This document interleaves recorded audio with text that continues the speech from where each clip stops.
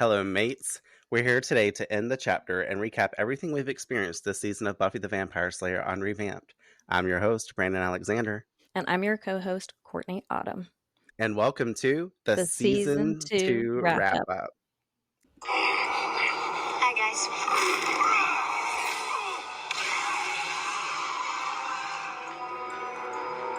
Miss me? That shit. And I was like, where's Courtney with her binoculars in the background? And I'm like, I know she's there somewhere. She hearing them damn things. I'm like, I'll go get some water in the darkest, most lonesome place in the entire fucking stadium. And he looks up to see Joyce wielding the axe and stating, You get the hell away from my daughter. And how were you just out walking around outside to get to the bus stop as a mummy? No one stopped and was like, hey, this bitch ain't got no eyeballs and she looks like a raisin. And laugh at the appropriate intervals. Where the hell is Joyce? And who the hell is the vampire that got inside? God damn it. I'm sorry, Summers. Did I screw up your righteous anger wreath? then her voice distorts and drops like 1,800 levels deeper to be like, under your skin. I was like, no. Wait, those aren't even real tarot cards. Like, what the fuck is this cheetah? It was a bit like to get through, and he's like, yeah. She's like, all the footnotes or whatever. Yeah, she's like, all those footnotes. How did that house not stink up? Like, right, skeleton just collected dust. He's like, yep, next wife. He's like, I think you're scared of the Slayer. What's that do? When she immediately came back into frame and you saw her grab his face, I was like, oh, that made it even better. That's a teenage boy's fantasy. What if I got all the girls to like me? Sorry, Jenny. This is where you get off. He's a 10K first day. I'm still stuck on. We can't go a week without something. Well, so of course, like they're gonna usher out the poltergeist. I guess. I love it when she says, I would understand if you want to stay on the fish. I guess if we're going with the suck jobs, then yes, that's a Of course, that's if we're a bad going with the repetition. life-changing mouth. Yes, because people die in this alley. You almost made it, Buff. It's not over yet. My boy Collier about to wake up. You're going to hell. Save me a seat. Season 2 of Buffy the Vampire Slayer is where the show truly comes into its own, where it found its footing, and where Buffy herself stepped more fully into the Slayer she was meant to be. This season blended Monster of the Week thrills with gut-wrenching emotional stakes that hit just as hard decades later. Over these 22 episodes, we've watched Buffy's world expand and her burdens deepen, and in our wrap-up, we're looking back at how this season turns heartbreak, betrayal, and sacrifice into powerful metaphors for growing up. We picked back up with a Buffy who had died and come back, but hadn't quite dealt with the weight of that yet, more guarded, more haunted, and carrying trauma even as she tried to brush it off. From there, the season unfolded into a perfectly layered chaos, from cursed mummies to frat boys feeding women to giant snakes, fish monster swim teams, and a bleach blonde vampire who crashed into Sunnydale with a charming chaos. But even at its most bizarre, the show was never just Monster of the Week. It was always building, always moving, and always becoming. The arrival of Spike and Drusilla cracked open a new era of villain, one that was seductive, dangerous, and far more personal. And Kendra's brief but powerful appearance showed Buffy that being the Slayer wasn't a one-size-fits-all job. It was about duty, identity, and choice. Then came the heartbreak. And the moment the season fully turned, Angel lost his soul, Buffy lost her innocence, and the show raised the stakes in a way that made it clear this wasn't just about vampires anymore. This was about love, betrayal, identity, and sacrifice. I feel like the show asked, what are you willing to lose to protect the world?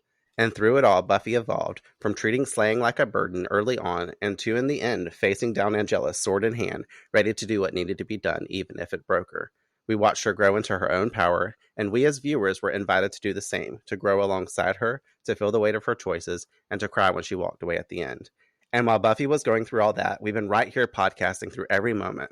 Season 2 gave us so much, not just iconic episodes and devastating finales, but the space to get personal, reflect, laugh, argue, debate, and in literal terms, scream slay every time someone did something remotely cool. The story deepened, our takes got stronger, and this season will always be one of the greats in my book. So let's get into it. That was so good. Right?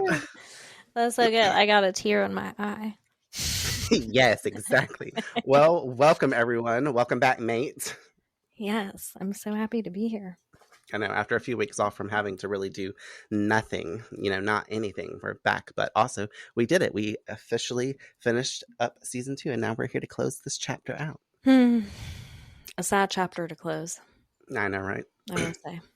But it is a milestone. And in that, we can acknowledge this as a small milestone because, you know, we still have 5 seasons to go. But in that, we've completed another season of the series. My favorite at that, but also a milestone in our podcasting journey as well. We started season 2 January 10th and ended it 5 months later, almost exactly in June. So now we know how long it really takes to get through a season. Mhm. My first question to you is, how do you feel coming from season 1 into season 2 now that we've finished it up? Well, I feel like that question is super loaded because season 1 was so campy, like we all like to call it, and very monster of the week kind of situation. But I feel like it was a good way to start the journey. It was a good footing for Buffy and for the start of the storyline.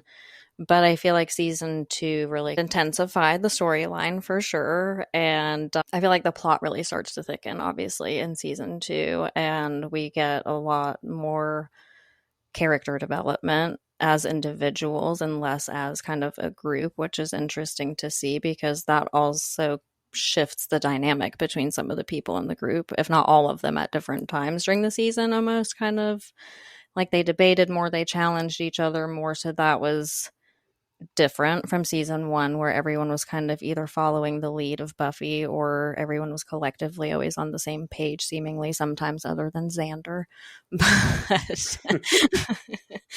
But I really feel like season 1 was like the bones or the anatomy of the show, and now we get into the very soul of it. You know, we're getting into Or the like soul out of it. exactly, or that. But yeah, I really enjoyed this season. It created a lot more intensity than I thought it would. You know, I knew things were going to get a lot more layered and a lot more deep, but I didn't see as much happening, even though it was 22 episodes, which I know is so different also from season 1. But it definitely took us on like not just one roller coaster, but like many over the whole course of this season. So it's just been a wild ride to get here altogether, in my opinion. But I've enjoyed every part of it. So thanks again for having me, mate. It's been fun. Good. I'm glad you're still enjoying it. You know, I was excited to get into this season, obviously, as I've said 7,000 times as we've recorded along it and when we were getting into it. And before we even really started the whole thing, the whole podcast, I was like, we're going to love doing this show, blah, blah, blah. But no, you covered and hit all the things. Like my notes literally says, like, talk about the shift in tone, the storytelling, the higher stakes, the emotional intensity. And you're just like, you threw us all throughout that. But, you know, obviously the show deepened and grew more confident. I think I've said it 100 times, and apparently I'm just going to say all the things that I've said 107,000 times. Again, this season's my fucking jam, but compared to season 1, it's so much better. This opens up so much more in the show with our characters once we get into season 2, and we get to see the individualism and the different story arcs kind of opening up for each person and giving them more and us more to talk about and a lot more to deal with. You know, the first season was all about the climb to the master face off and Buffy's acceptance of being the chosen one, a very nearly linear story, whereas this season really shifts and tosses us into her growing into what being the Slayer means, along with the stories that went all over the place without deviating from the mission or themes from this season. I felt like it all fit into a little niche puzzle for itself. That's why this season is just like this whole thing. But, you know, this season also gave us a second Slayer. And that's something that I've just like have chosen to touch base on really early on in here, because that's something that had not occurred before, you know, in all the past, like everything. And we had talked about that a little bit in our What's My Line coverage. This makes Buffy unique in her own right, because no Slayer has ever come back from the dead. And now the whole Slayer line is forever changed, where 2 will exist at the same time. That in itself is a big reason to like love Buffy in season 2, amongst everything else we may have or may discuss here in this wrap up. But that was like my first touch base coming off of like the intensity of season 1, more of like her emotional development, acceptance of becoming the Slayer. Like this is where she fully actually becomes a Slayer. So I can't wait for you to like get into season 3 and see where we go with that. And obviously we'll talk about that at the very end, but it's a big difference. You see that shift from season 1 to season 2, and then we'll see a bigger shift from season 2 to season 3, especially from everything that she's had to deal with. Like that's 2 seasons of essentially trauma that now we've got to like cycle back up. I mean, if you think about how Buffy left from season 1 and came into season 2, and when she was bad, going from season 2 into season 3, imagine where we're going to arrive in episode 1 of season 3 with Buffy if she was like that crazy and when she was bad, you know. Not that she's acting crazy, I ain't trying to breadcrumb you and say Buffy's being a bitch again, but You know what I mean? There has to be more complexity to where we come back into, because she's grown so much over this, where she was very like heavy in that adolescence when we came back into season 2. Plus she died, This Yeah. time she had to kill her lover. Her lover died. So it was somebody else dying this time except her, but it might as well have been her again. Well, and the thing is, I'm glad that you brought up the fact that 2 Slayers can still exist, because for some reason my brain likes to keep forgetting that. So yeah, that's an interesting thing to ponder on for what's next and what lies ahead. Mm-hmm. Because I keep forgetting that she offset like the whole thing. The whole cycle's fucked up now. Literally, though. Aside from Buffy getting into the podcast journey, going alongside the show itself, that is what the show is. It's the podcast. I feel like we found more ease and rhythm this season. I did notice that the episodes flowed better because there was more depth to dig into, more episodes to cover, whereas we just had 12 with the last one, and that was a lot of like every day or every week. It was a monster of the week situation, whereas this one did have that, but it wasn't the same as what it was before, and it had a lot more happening, and I feel our discussions just became much richer overall, and that was something I was notating whenever I came in here to talk, or like to write my notes to come in here to talk about. I was like, holy crap, this season of the show was so different, everything that we recorded, everything that we talked about, like everything felt pretty smooth. We made it through all 22 episodes with only having to re-record one episode, which was a milestone in itself. Oh, yeah. Do you remember which episode it was? Yes, because I think it's in my notes somewhere. Damn it, but I can't think of it. Of to course, talk about it that way. I do bring that up, yes. Oh, okay, Because cool. it was one of my favorite recordings that we did. It comes up later, and I elaborate on that part. And I think I even mentioned that I hate that we lost that first take, because that was like pure fucking gold, because I think we were just so unhinged. But anyway, yeah. We'll regurgitate that a little bit later when we get to it. I also commentate on that because it was one of my favorite episodes that we covered as well. I am glad for us that we deserve a trophy for only doing one. Maybe next season we'll have 0. That's what I fucking hope. And then also I wrote just in our opening discussion to talk about the fact that our name got jacked by Juliet Landau Drusilla herself. Such an interesting thing, because we were literally like about to start this season, and I knew 3 episodes in this bitch was going to appear, and I was like, wow, what a way to like really start. I was like, I'm gonna call it what it was: messy, chaotic, totally on brand for Drusilla. Psychotic. But it's a running joke now, and I do want to emphasize how annoying it was at the time, but I feel like when we found out in that moment and how the listeners responded and everybody that was like in our pool for the Buffy fandom, they really supported us through that. So we got through it, but like what a way to start season 2 with all of that drama happening and, wondering what was going to, not that anything crazy came of it and stuff like that, but just, I felt like it put us on the map a little bit. Cause like we were talking about with Sarah before you came into the chat, like when we recorded Becoming Part 2, we were talking about how like this whole, with a pun, I'll put revivification, how they did the master, like Buffy has revived in a lot of ways. A lot more people are podcasting about it. The show's about to have a revival series, so Buffy is more on people's tongues than ever, so it's like the best time to have started a podcast, and it's the best time to have podcast drama. So I agree, especially with one of the cast members directly, like I agree, and I think that there's something about it, even though that there was a negative tone to it, and the fact that we got our name stolen by someone who obviously has a larger like following and gets more attention just based on the fact that she was on the show. Duh.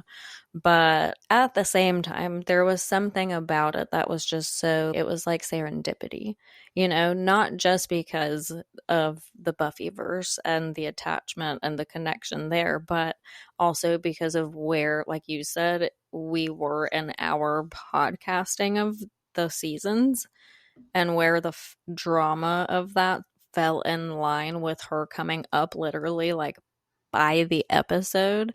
Like the first time she emerged, I think, in our recording of this show was when we initially caught wind of the whole thing of her stealing Revamped.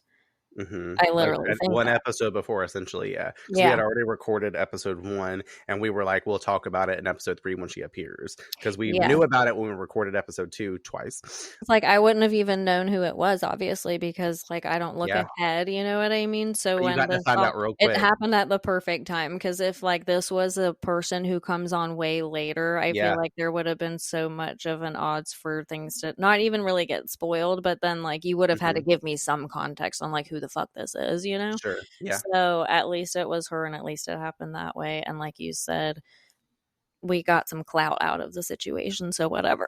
Yeah, and we got a lot of, like I said, we got a lot of Like a whole jokes Reddit over thread this. exists over this now, so Yep.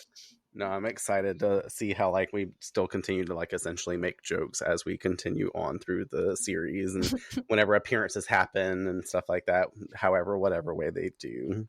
I will say I did write one thing down to note, and I said, much like Buffy having the role of the Slayer, us having the role of a podcast, and a podcast host and co-host leaves us vulnerable to unexpected scenarios. And as true Buffy fans, we will carry on with dignity, strength, and a little sass. Buffy, Brandon and Courtney banter. Dude, I wrote this thing the other day because something I noticed whenever I'll peel it off my wall. But I don't know if you've ever noticed this, and I have, obviously, because I have to go back through and edit our episodes, but I did a search in the thing for characters that are said a lot and things like that, and there are a plethora, but I say fucking funny a lot. Like when I'm like, oh my god, this is fucking funny. Oh my god, this is fucking funny. I just like, I should have made a montage video of me like, or clip of me doing fucking funny. But I was like, oh my god, this makes sense. The 2 F's in Buffy for me stand for fucking funny. So it's BU fucking funny. Wow, I told that to Tony the other day, and I like died, and he thought it was funny. I think I don't really remember. He might have been like, "Bruh," but also he didn't, because he's funny and goofy, just like us. Oh, I love that. That's so funny. Yeah. Let's jump into our secondary section and review the season as a whole. So the season theme, obviously becoming, innocence, young adulthood, sacrifice, responsibility, and moral complexity are big key points and keywords for what the theme and the overall arc had to do with.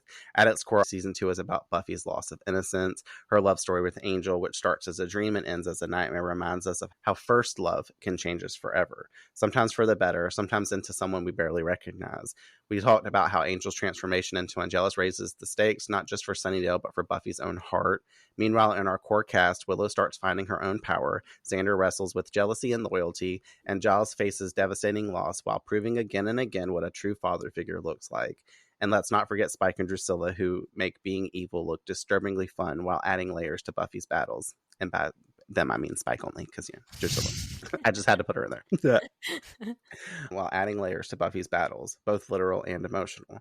In the end, season 2 doesn't just test Buffy physically, it breaks her heart and shows her, and us, that true strength means living with the choices we wish we never had to make. It's a raw, unforgettable chapter that closes the door on Buffy's innocence and cracks open the complicated world that she has to carry next. I think we in Metaphor had a lot of exploration to do with our gang and with the story, but it's been nice breaking everything down. One thing I wanted to leave for the wrap-up was Mark Field's analysis on how the themes presented themselves along the course of the show and through the episodes as we went along. These prefigured what was to come this season. And this is really for you, so that way you can get a deep dive walkthrough of everything that happened, because our big episode 7 for the season, we always say, paves the way for the season ahead. And that episode came in the form of Lie-to-Me. In outline form, Buffy's boyfriend turns into a vampire and she has to kill him. You can see the parallels there and exactly what happens at the end. So it's in front of our face as a pop-up theme. For seasonal structure, When She Was Bad set up the events of becoming. In Some Assembly Required, we saw the id, ego, and super ego. That's my country. I'm gonna keep that in. We saw the id, ego, and super ego metaphor introduced through Daryl, Chris, and their mother. Then in School Hard, we were given Drew and Spike as our metaphorical id and ego for Buffy. Inca Mummy Girl gave us Buffy's seasonal challenge, Don't Suck the Soul Out of Your Beloved. And add in comparing Buffy's costume dress in Halloween, mirroring Darla's dress at the beginning of Becoming. Angel told Darla that her life sounds exciting, and in Halloween he notes that noble women were incredibly dull, always having wished that he could meet someone exciting. Thus, the rest of the season continued into our more thematic story arc and played this out. Buffy's expulsion had been subtly hinted at all throughout by Snyder and even Joyce in the first episode saying she'll just be happy if Buffy can make it through the school year. Snyder quoting, "I smell expulsion and just the faintest aroma of jail." The restoration spell did work, and the potential for said spell was hinted at in Bewitched, Bothered, and Bewildered. Giles reversed the love spell, going back to the source and using Amy's magic just as Willow did with Jenny's. Finally, within the ending episodes, we call back to Darla saying, "Close your eyes to Angel" before she kills him, and that's the last words that Buffy speaks to Angel before doing the same. Sarah McLachlan's Full of Grace plays over the ending, and we can remember that in I Only Have Eyes for You, Angel was possessed by, that is, filled with grace. That shit's really cool to like come in on and track everything of what they were trying to do in little episodes. Now, obviously, I do want to say, like, in episodes, metaphor-wise, episode to episode, like Bad Eggs, preluding the next episode where Buffy and Angel have sex and such, because, you know, remember they're like attacking each other and making out in the cemetery. They can't get work done because they're making out the whole time. Obviously, the overall journey versus transition from episode to episode, I got to give the awards to the writers and direction, and honestly Joss Whedon's mind for storytelling back then, not how he acted on set, but just for his mind, because he does have a brilliant mind for a lot of things. Maybe not this day and time because he's canceled, but you know, for what they were doing and how you can go back and track all that throughout the episodes, like just reading that even in the book, I was just like, holy crap, some of that stuff, I mean, I knew it, but like just reading it makes it hit different, if that makes sense, you know? Totally. So it's kind of interesting to know that they were like working hard to place these little elements. And it's almost like they have which most things, I guess you have to kind of make a storyboard and put small little pins that say like, these might be little things we hit at along the way. And then it kind of comes together and they keep in mind all of that stuff that they have to be doing. But, you know, the storytelling is just chef's kiss. That's the best way to say it, to the least.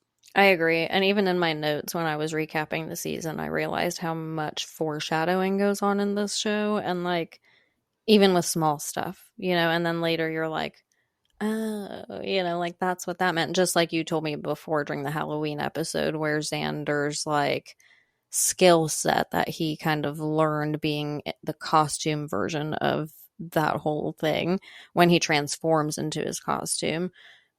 You kind of mentioned, you know, when it came up again, oh, this is where Xander's skill set comes into play that he learned from that episode. And there's so many little pockets like that where they just like fill it in with foreshadow. And I'm just like, how it's like you said, they must have like this big board somewhere where they're just like pinning. Because how do they even remember themselves? You know what I mean? I would be like, I would have done lost that train of thought a long time ago. Minds, man. I think like my favorite thing out of that whole, like the whole journey, and I wouldn't say my favorite things, just the nitpicky thing, and I wouldn't call it nitpicky really either, but Inca Mummy Girl, you know, saying it gave us that seasonal challenge and the literal quote being, "Don't suck the soul out of your beloved." That one like made me laugh because I'm like, okay, well, suck the soul out. Obviously, we know what happens between Buffy and Angel, but that's like literally what Ampata was doing, was sucking people's life force out. Like, and I've been dying over this Ampata shit.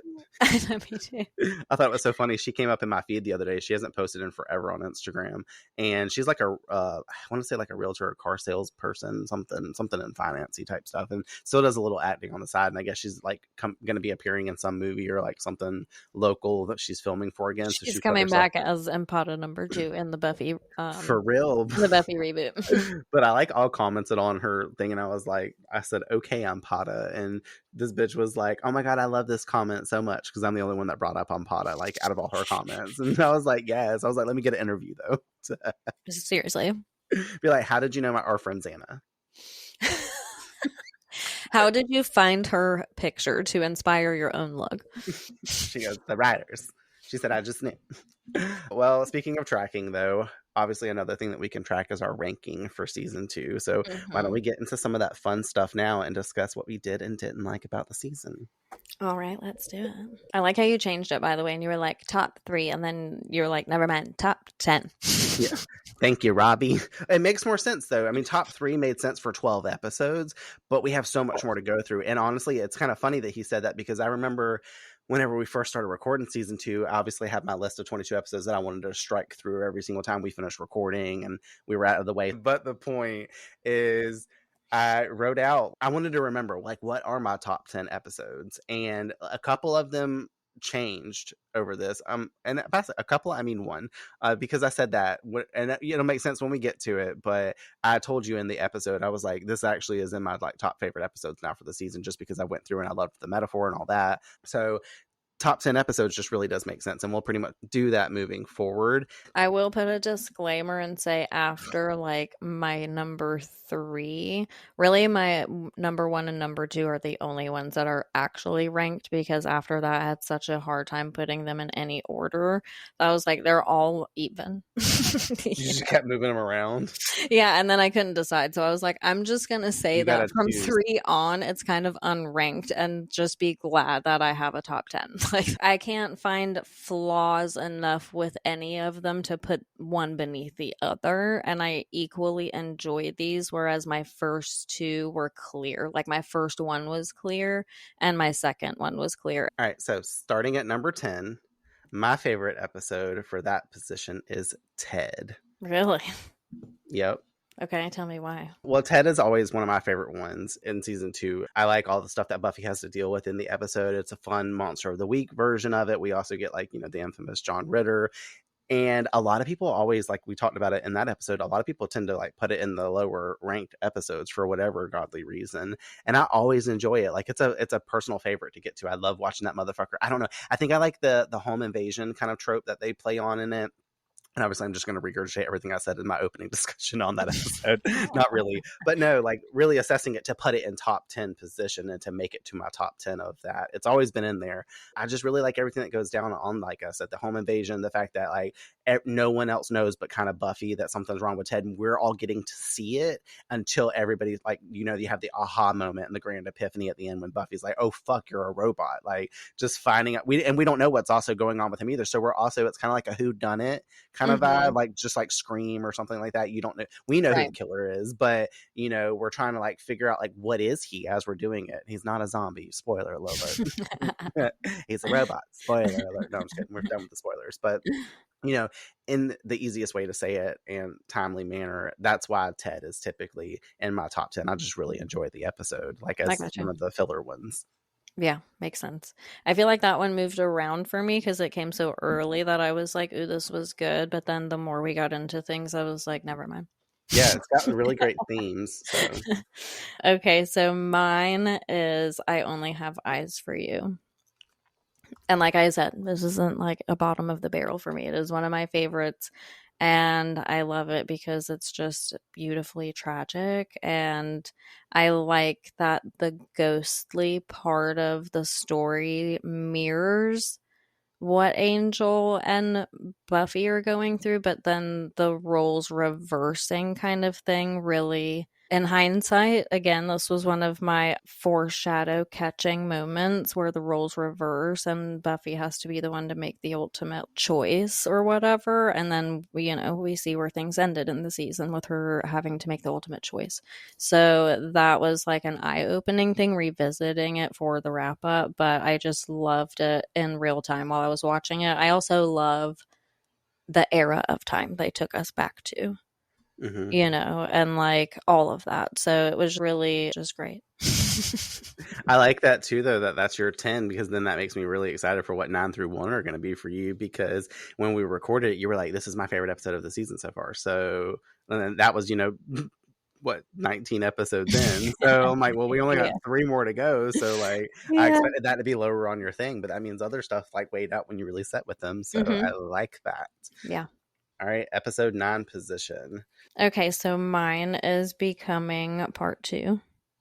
And it's obviously because it's the emotion. Again, not in order, Brandon, before you give me that. You gotta do them kind of in order. That's the whole point of a ranking system. But I can't put these in order. I tried for an hour. I did. I promise you. I did put my effort in. But you'll see why. You'll see why once we get to the top. Because I did my top 2 for 2 totally different reasons. But you'll see why. Again, this is not like these are just my favorite episodes. So everyone don't come attack me like Brandon. I'm about to attack her. Y'all. Brandon's face. He just about 2K persuade me.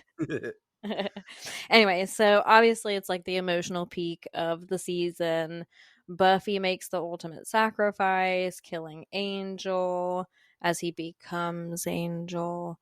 And it's just another kind of like twist of that knife that we're constantly feeling when dealing with Buffy and Angel, and they're very like doomed and fated kind of love. And I think that's why it doesn't get like in my top 3, because it was too devastating for me to enjoy, you know, There. just like Jenny's death, you know, like these heavier episodes, I love them for like the emotional pull of it, but it does make them harder for me to enjoy them.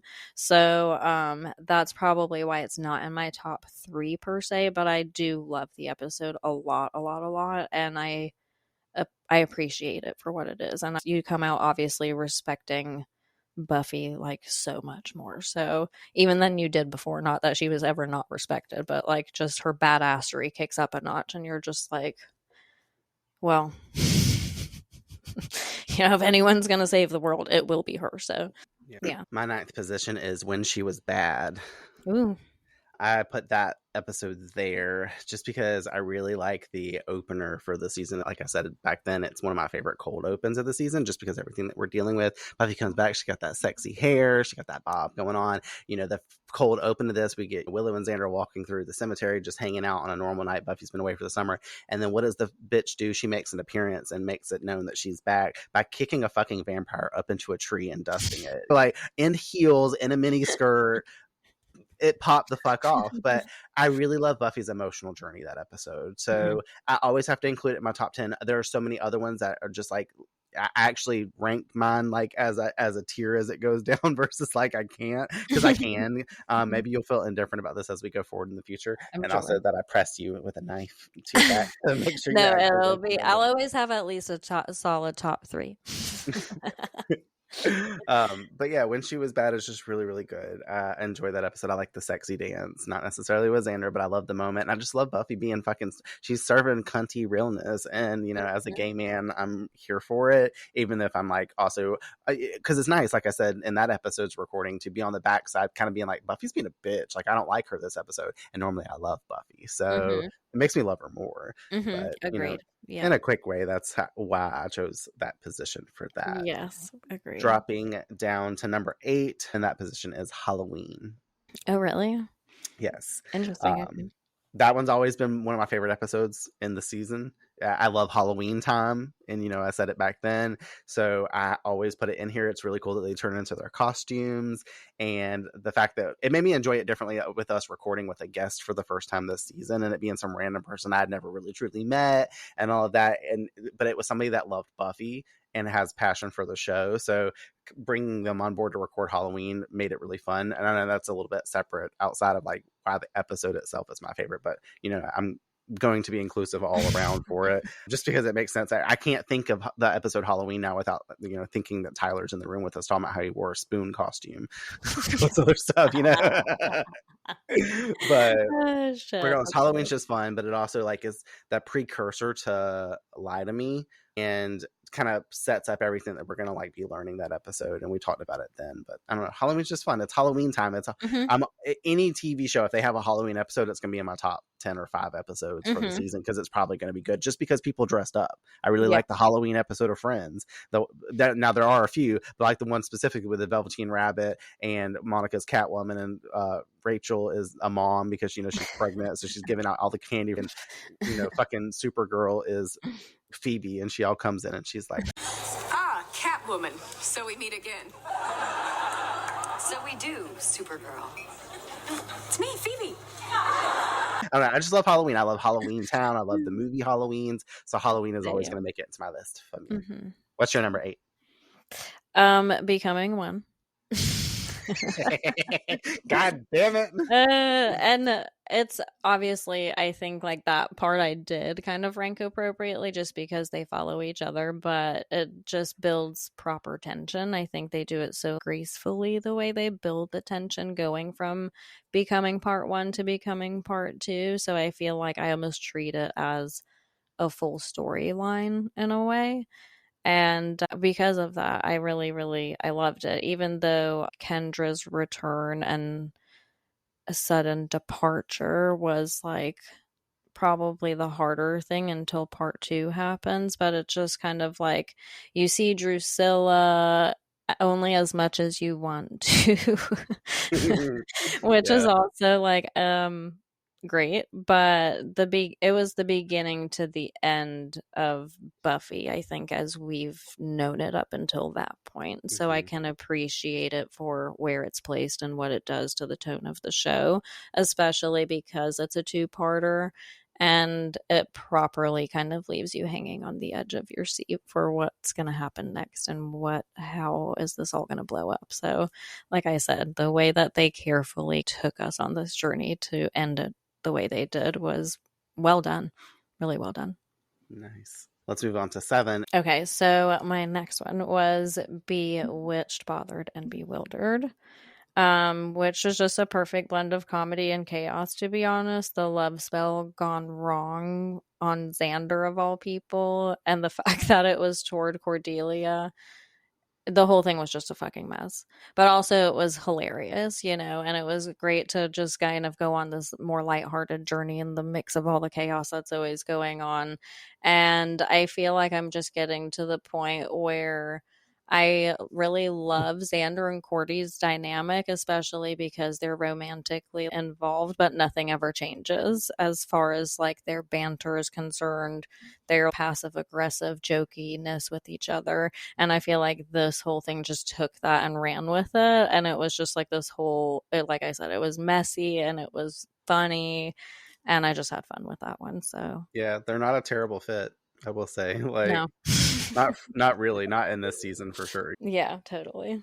7 for me is going to be Lie to Me, which is so funny because episode 7 is Lie to Me. So it's my 7th position, unironically. But, if anybody remembers listening to our coverage, and I know you were here experiencing it with me, both watching it and recording it, and you know how like emotionally driven I found that episode, how profound I found the experience of Ford being on death's doorstep and choosing this crazy, like for a town in a show about a slayer and vampires and all this stuff, this was the perfect way to kind of handle betrayal in a way in Lie to Me and have the fun vampiric take on it. And it was so interesting that, Ford offers, Buffy up to Spike, and it also like loops in Spike back into the storyline, whereas we hadn't dealt with him between Inca Mummy Girl and Reptile Boy. It deals with Spike in a different way, and then it puts a lot at stake with the whole like room of vampire worshippers like being so stupid and aloof and not realizing they were actually just all going to get killed, and only one of them, because he was betrayal, double crossing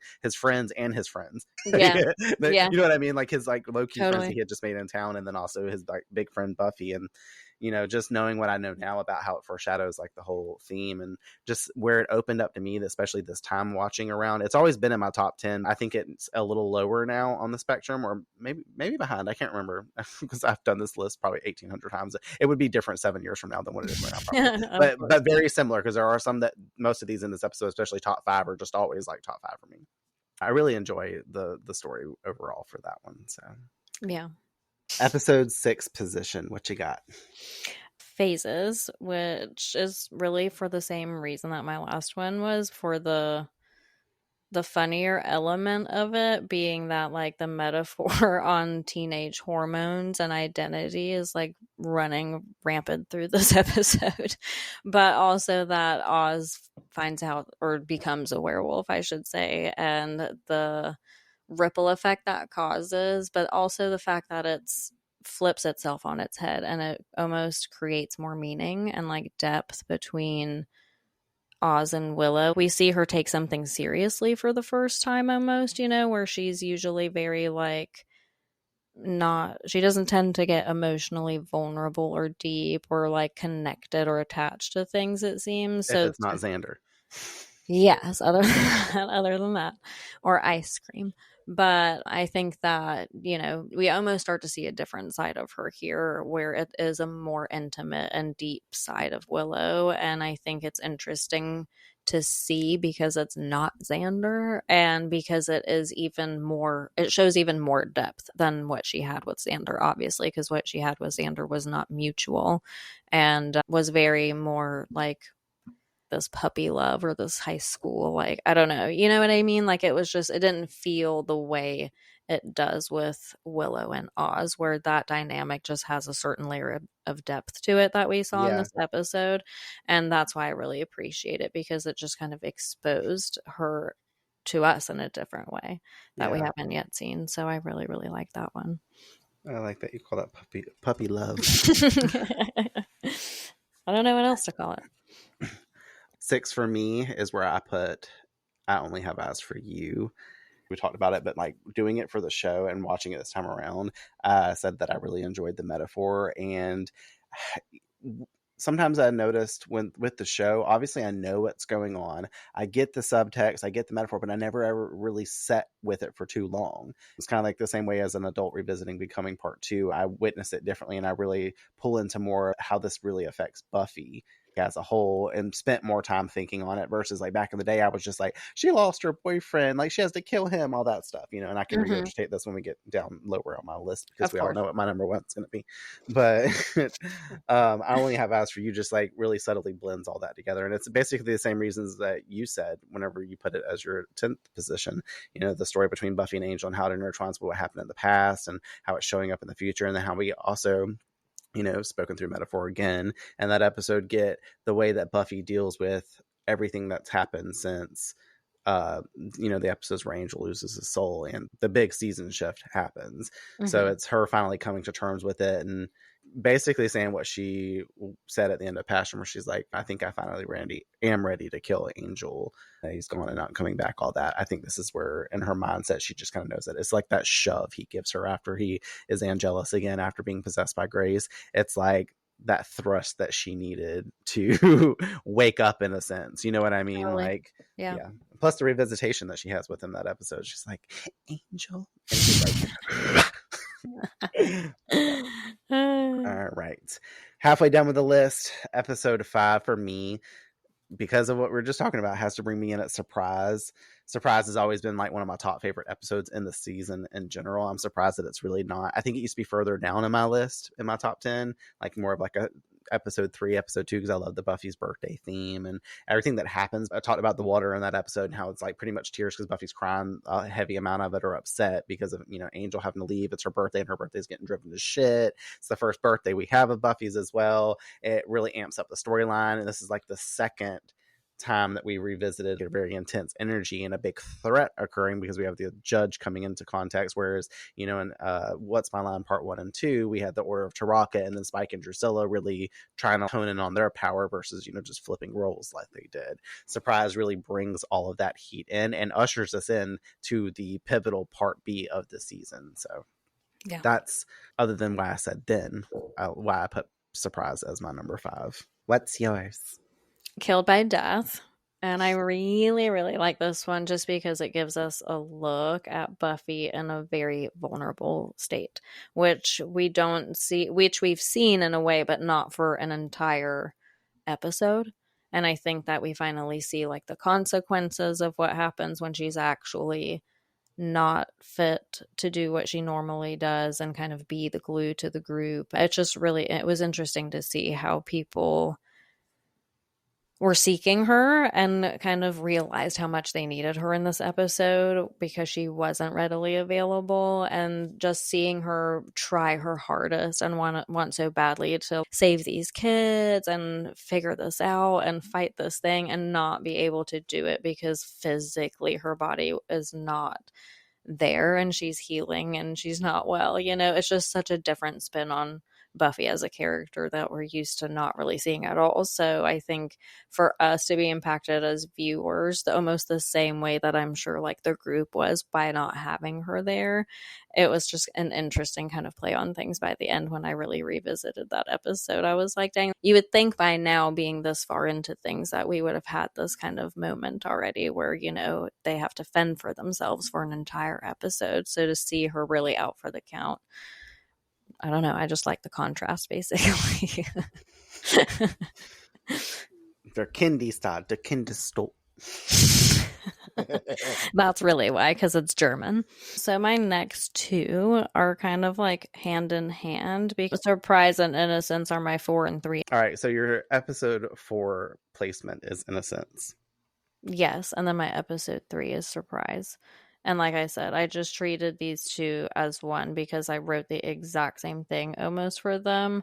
But in summary, I feel like it's where Angel and Buffy's love story becomes even more tragic, and we're introduced to an Angelus, and it's romantic and devastating, which is obviously very on brand for these two, but in a tone where it shifts into an even more intensely devastating state, because you know from this point forward that anything is possible. You don't know where things are going. You just know it's going to be bad.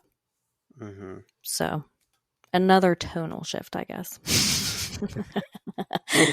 Well, I found that funny because my fourth placement was Innocence. So out of our top 10 so far, Innocence are both neck and neck. We both chose them in the same position, which is very interesting. And, you know, I do want to add, with you choosing Surprise and then Innocence as this follow-up in sync with each other, like I really do also like the element of Jenny's story getting exposed to us and then giving it to her as well. That's really cool. And like you said, it's kind of the same reasoning, but they're both kind of like the same episode in a way. It's like it should have just been one long episode and the whole thing should have been called Surprise, or the whole thing should have really truly Innocence, because it makes more sense. But yeah, you get it. Week by week. They treated it like a part, like a 1 and 2 almost, you know. So I'm surprised that they did not title them just one of them and do 1 and 2, but whatever. All right, so for me, just because you had your 2 basically surmised as 1, my third position is Passion, and that one's always in the top 5 for me for season 2 for obvious reasons. It's the one episode that really always makes me cry in a different way. Like I found myself crying more when I watched it, and then when we rewatched it together, like I live did it with you for the reaction video and whatnot. That just made it that much more emotional. Watching myself cry in the video was like insane as well. But I love talking about it too, and Passion is just like, the monologue always hits for me. I love the amp up of the gang, and also we just really get to see the villain that Angelus is and the threat that he can be, and it just raises those stakes quite literally, so that we were like, oh fuck, like this can get really bad if it continues on the route. Because at that point, watching it through the very first time as well, you basically get into a zone where you're like, well, in season 3, is Angel still evil? You know, like we don't know that he's going to possibly get the soul back, because obviously in Passion, the whole soul thing, the restoration curse is put into action. So, you know, we really don't know too much of that until we get into it. And those are reasons why I like Passion always has to be on the top ones. It's one of the really good ones. I would put that, like I did this time around. I think back in the day as a child, I would have put Surprise and Innocence before Passion, or yeah, like I guess before, like in a higher rank, versus Passion would have been in the back half somewhere. So, yeah. Let's get into episode placement 2. Okay. Your real one. Okay, well, you might be surprised at this one, I guess.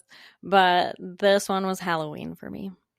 All right, great. And it was literally because it was pure fun. I had so much fun watching this episode. And it's out of everything we've seen in season 2, the highs, the lows, the tears, the laughter, the deaths, the slays, this one is one I remember vividly. And you know how my memory is like shit.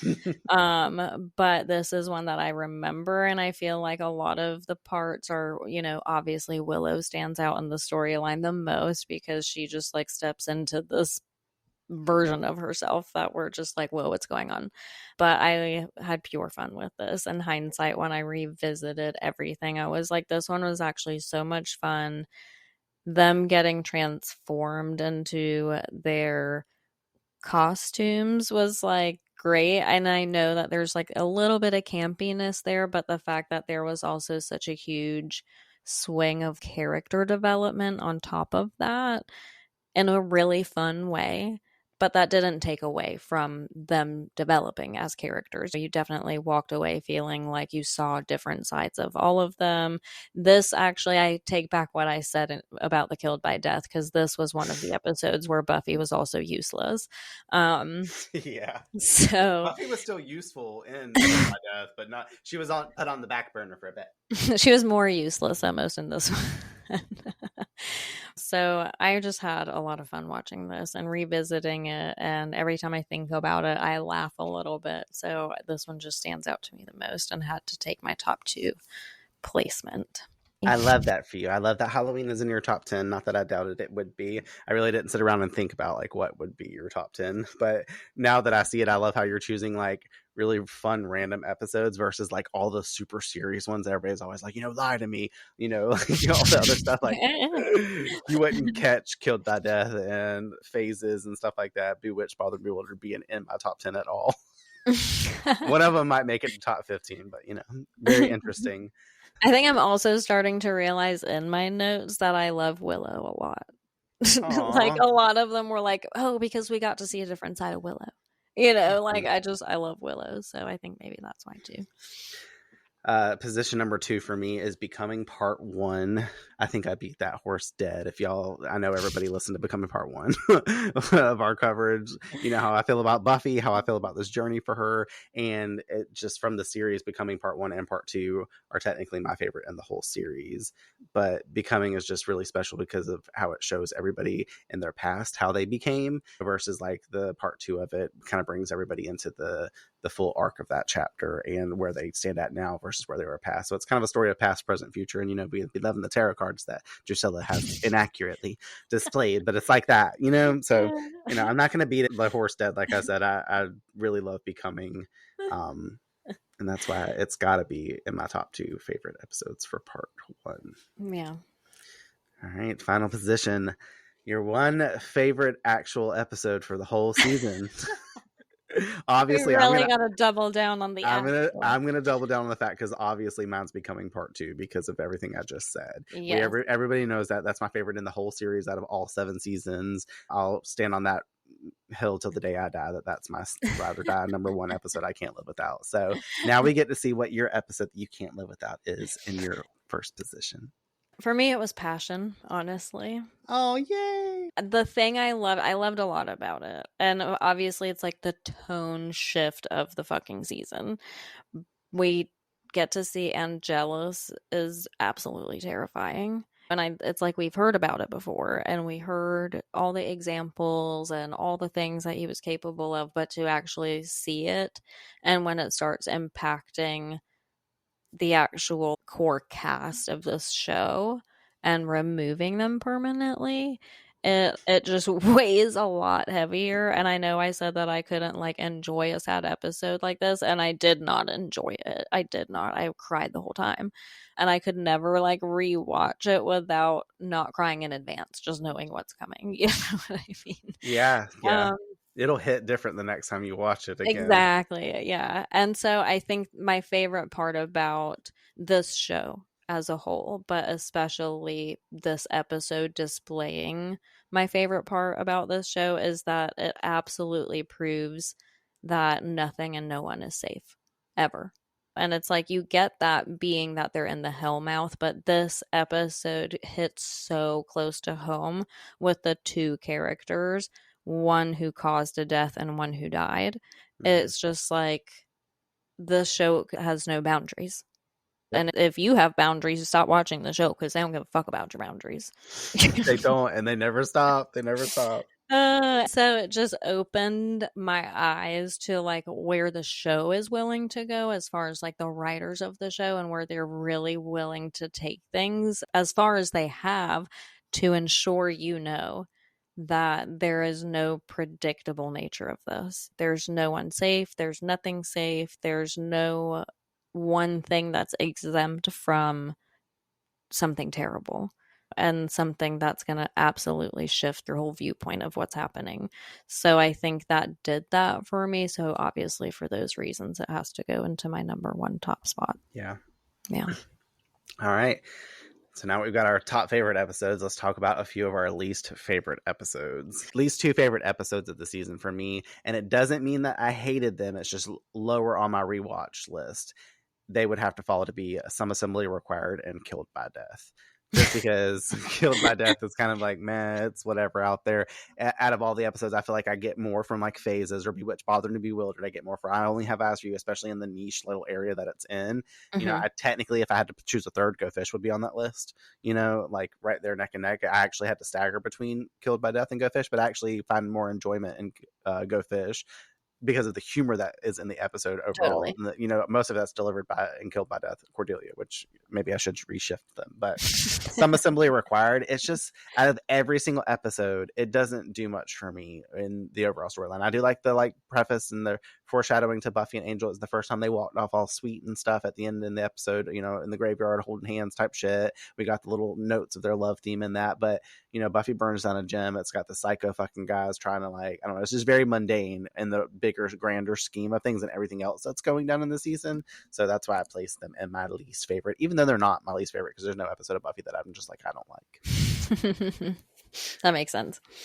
What I like the most about what's happening right now, though, is the fact that one of my top 10 is in your least favorite, and one of your top 10 is in my least favorite. And I think I actually might have said that the one that's in my least favorite might have been my favorite episode at one point, but it's not anymore. Anyway, my two are Reptile Boy and Ted. What? Oh my god! Y'all about to see me and Courtney fight today. not really, but also I'll kill you.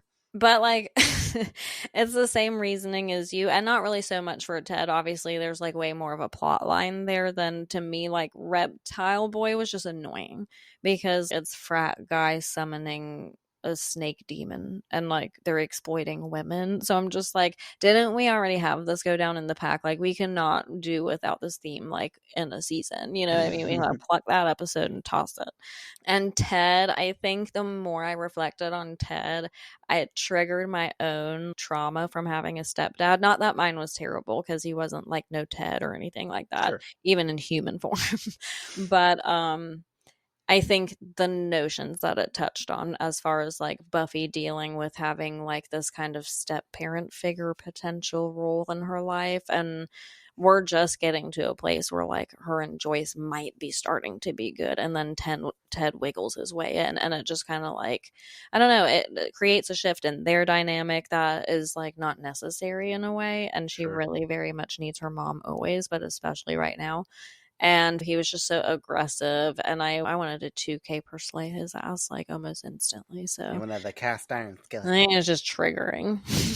I want to say that the reason why I didn't put Reptile Boy in one of my least favorite episodes is just because it's like Cordelia and Buffy paired up centric, and it's like another revisitation of that. And it's not even in my top 10, obviously, or anything in top 15 or anything. It definitely falls in the last like 4 or 5 episodes that are my least. But, you know, it's right there neck and neck as we're talking about least favorite episodes. That's the only reason that it like saves the episode for me, because otherwise I hate the fucking frat boys too and stuff. That's the only reason that it would rank higher. I think that just overshadowed everything else for me. All right, moving on to podcast life. Top 3 episodes to record. First for me was When She Was Bad. Second was I Only Have Eyes for You. And then third was Becoming Part 2. I just remember for When She Was Bad, the great discussion that we had on Buffy's experience trauma, the PTSD coming off of that season. Just, I remember listening back to that recording when it aired and really loving it. I thought it was just so great. I was like, damn, this is so different from season 1. Like, just the way we sound. Recording it was fun. That was a really smooth episode to do. It was almost like we didn't take a couple weeks off and a break, and we weren't fumbling the way we were. I say we as in me, because I was obviously having to learn editing and do a lot more in season 1, figure out quite literally what my footing was going to be. And, you know, I felt like a little bit of that precursor to Stride being hit whenever we started When She Was Bad. And just like for the overall story, I just really like everything. Obviously, like, I don't remember everything from it right in this moment, but I just know that I said countless times in my mind, and even to you, that I really enjoyed that recording. Like, it was going to be one of my favorites for the season. So there's that. I Only Have Eyes for You. Obviously, I said it parallels and the metaphor between like Buffy and Angel with James and Grace, you know, the whole story. And I enjoyed that metaphor section, like everything that I read and everything that was going on.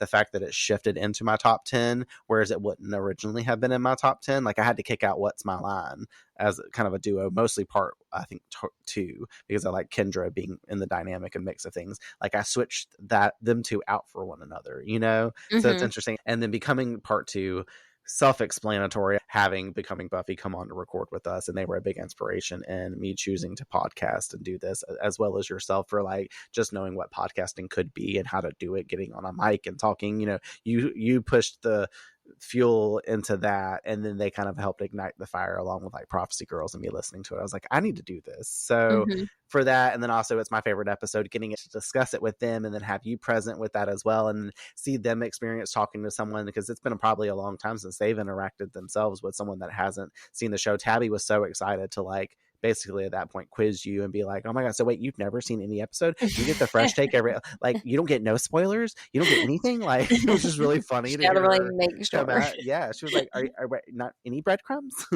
And you're like, I got a pal, I promise. But you know, that was a big reason why. And then obviously all the other self-explanatory reasons, because of Becoming Part 2 just being Becoming Part 2, that has to get my top space for episodes that we recorded this season. That's a good list. Yeah, I think I've thoroughly enjoyed all the guests that you've decided to bring on for this season. I will say that they've all been like very on brand for our vibe and fun. Yeah. And, you know, like there hasn't been any awkwardness or anything like that. So I really love like, all of them.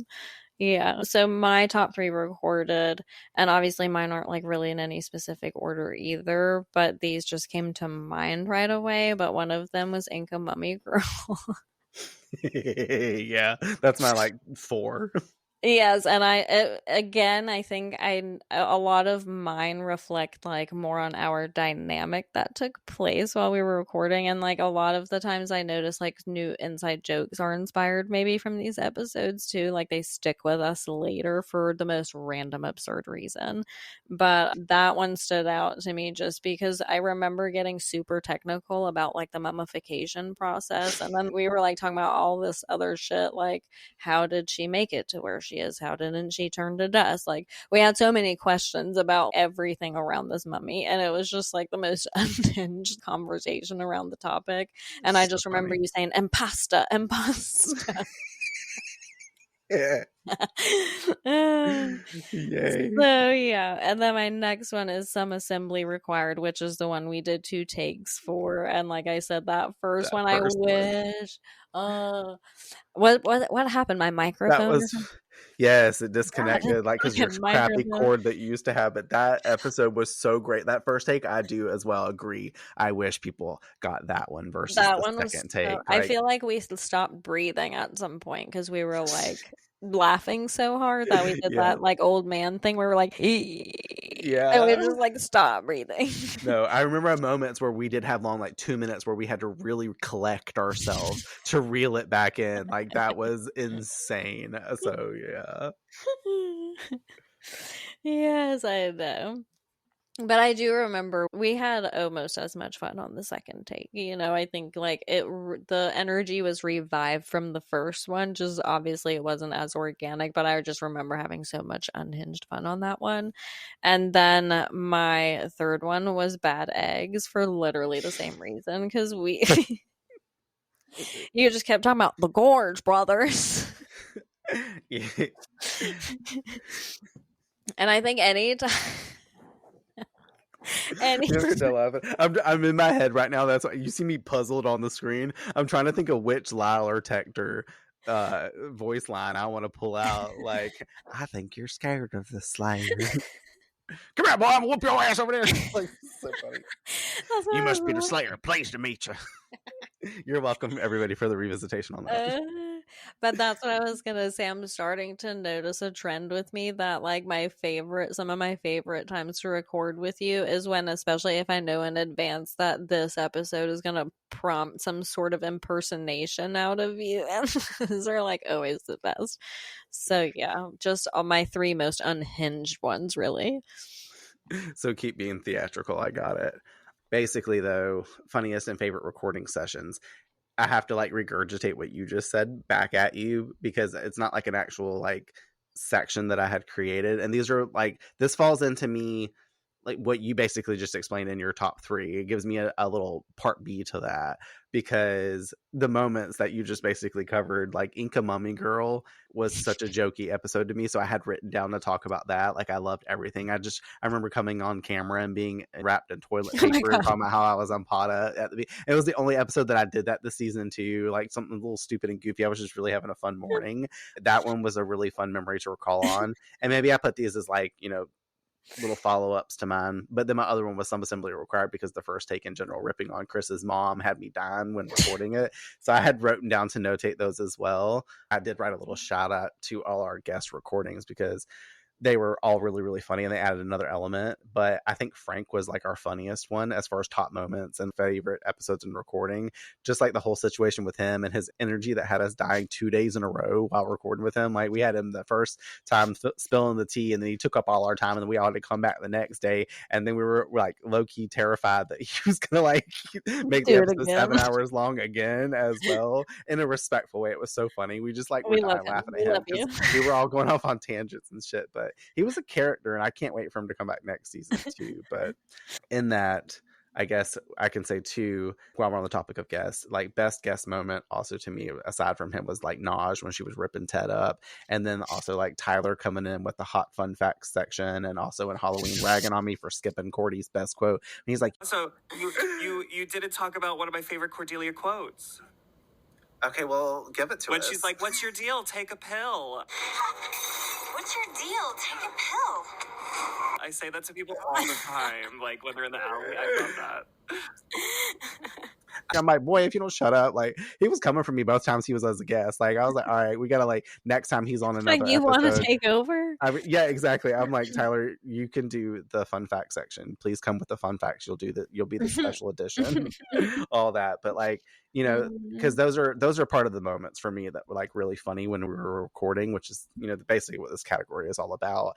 And obviously we still had all in moments our OG sayings that we had, and this season we came up with vampire feeding Darla as like talking about some life change in mouth. So, you know, we have that now.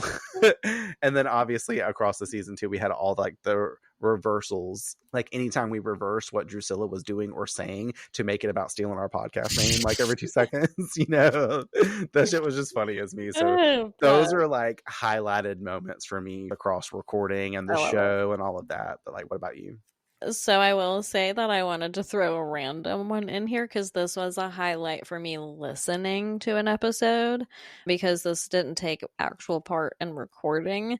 But in Bad Eggs, when we're discussing something about Joyce and I say the part about Wednesday is weed day, and you said, no, it's M for Mary or marijuana. And then I said, no, it's T for Ted. And I said, T. And you're like, I'm inserting the clip. And literally the funniest shit is that you inserted the EZA clip.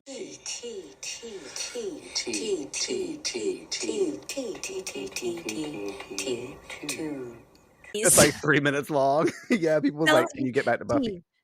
Talk. Yeah. Those are sounds. You're just making sounds. So anyway, just the fact that that is a milestone movie, I think, in our friendship, but also just the fact that you perfectly played it in there as you said you would when you're like, I'm going to insert the clip. That was just a good listening moment for me. And touching base on guests, recording with Robbie when he was talking about the school nurse and what the fuck she's been doing this entire time while the students are getting murdered and injured left and right when we were recording Go Fish. I was like, what? Yeah, that added a whole layer that you don't think about. Like, we meet the nurse who we had assumed has been the nurse in the school for a hot second now, since she has a whole ass name. And just the way he said it too, because he presented us with this mind revelation fuck where he's just like, what do you think she's been dealing with the last couple seasons of Buffy when we're not watching what's happening? He was like, where's she been? How long she been at Sunnydale High? What else has she seen before Buffy even got there? Like, what did she see whenever the student body was a lot less students walking around because Buffy's not there to protect them? I'm done. I cannot. I also really appreciated, like you said, any referencing Drusilla carrying, stealing, or wheeling off with our podcast name. I love the puns. It's a very funny show. And then the last thing I noted was all the times we got to reference Buffy urbexing. Naturally a fan fave for you. Yes. I love how like you did that a lot, and especially like on Lie to Me, whenever the episode opens up with like Drew and Angel chatting in the playground, you know, before Jungle James got eaten up by Drusilla and Angel told him to run home. Buffy's on top of the building. You're like, how'd she get up there?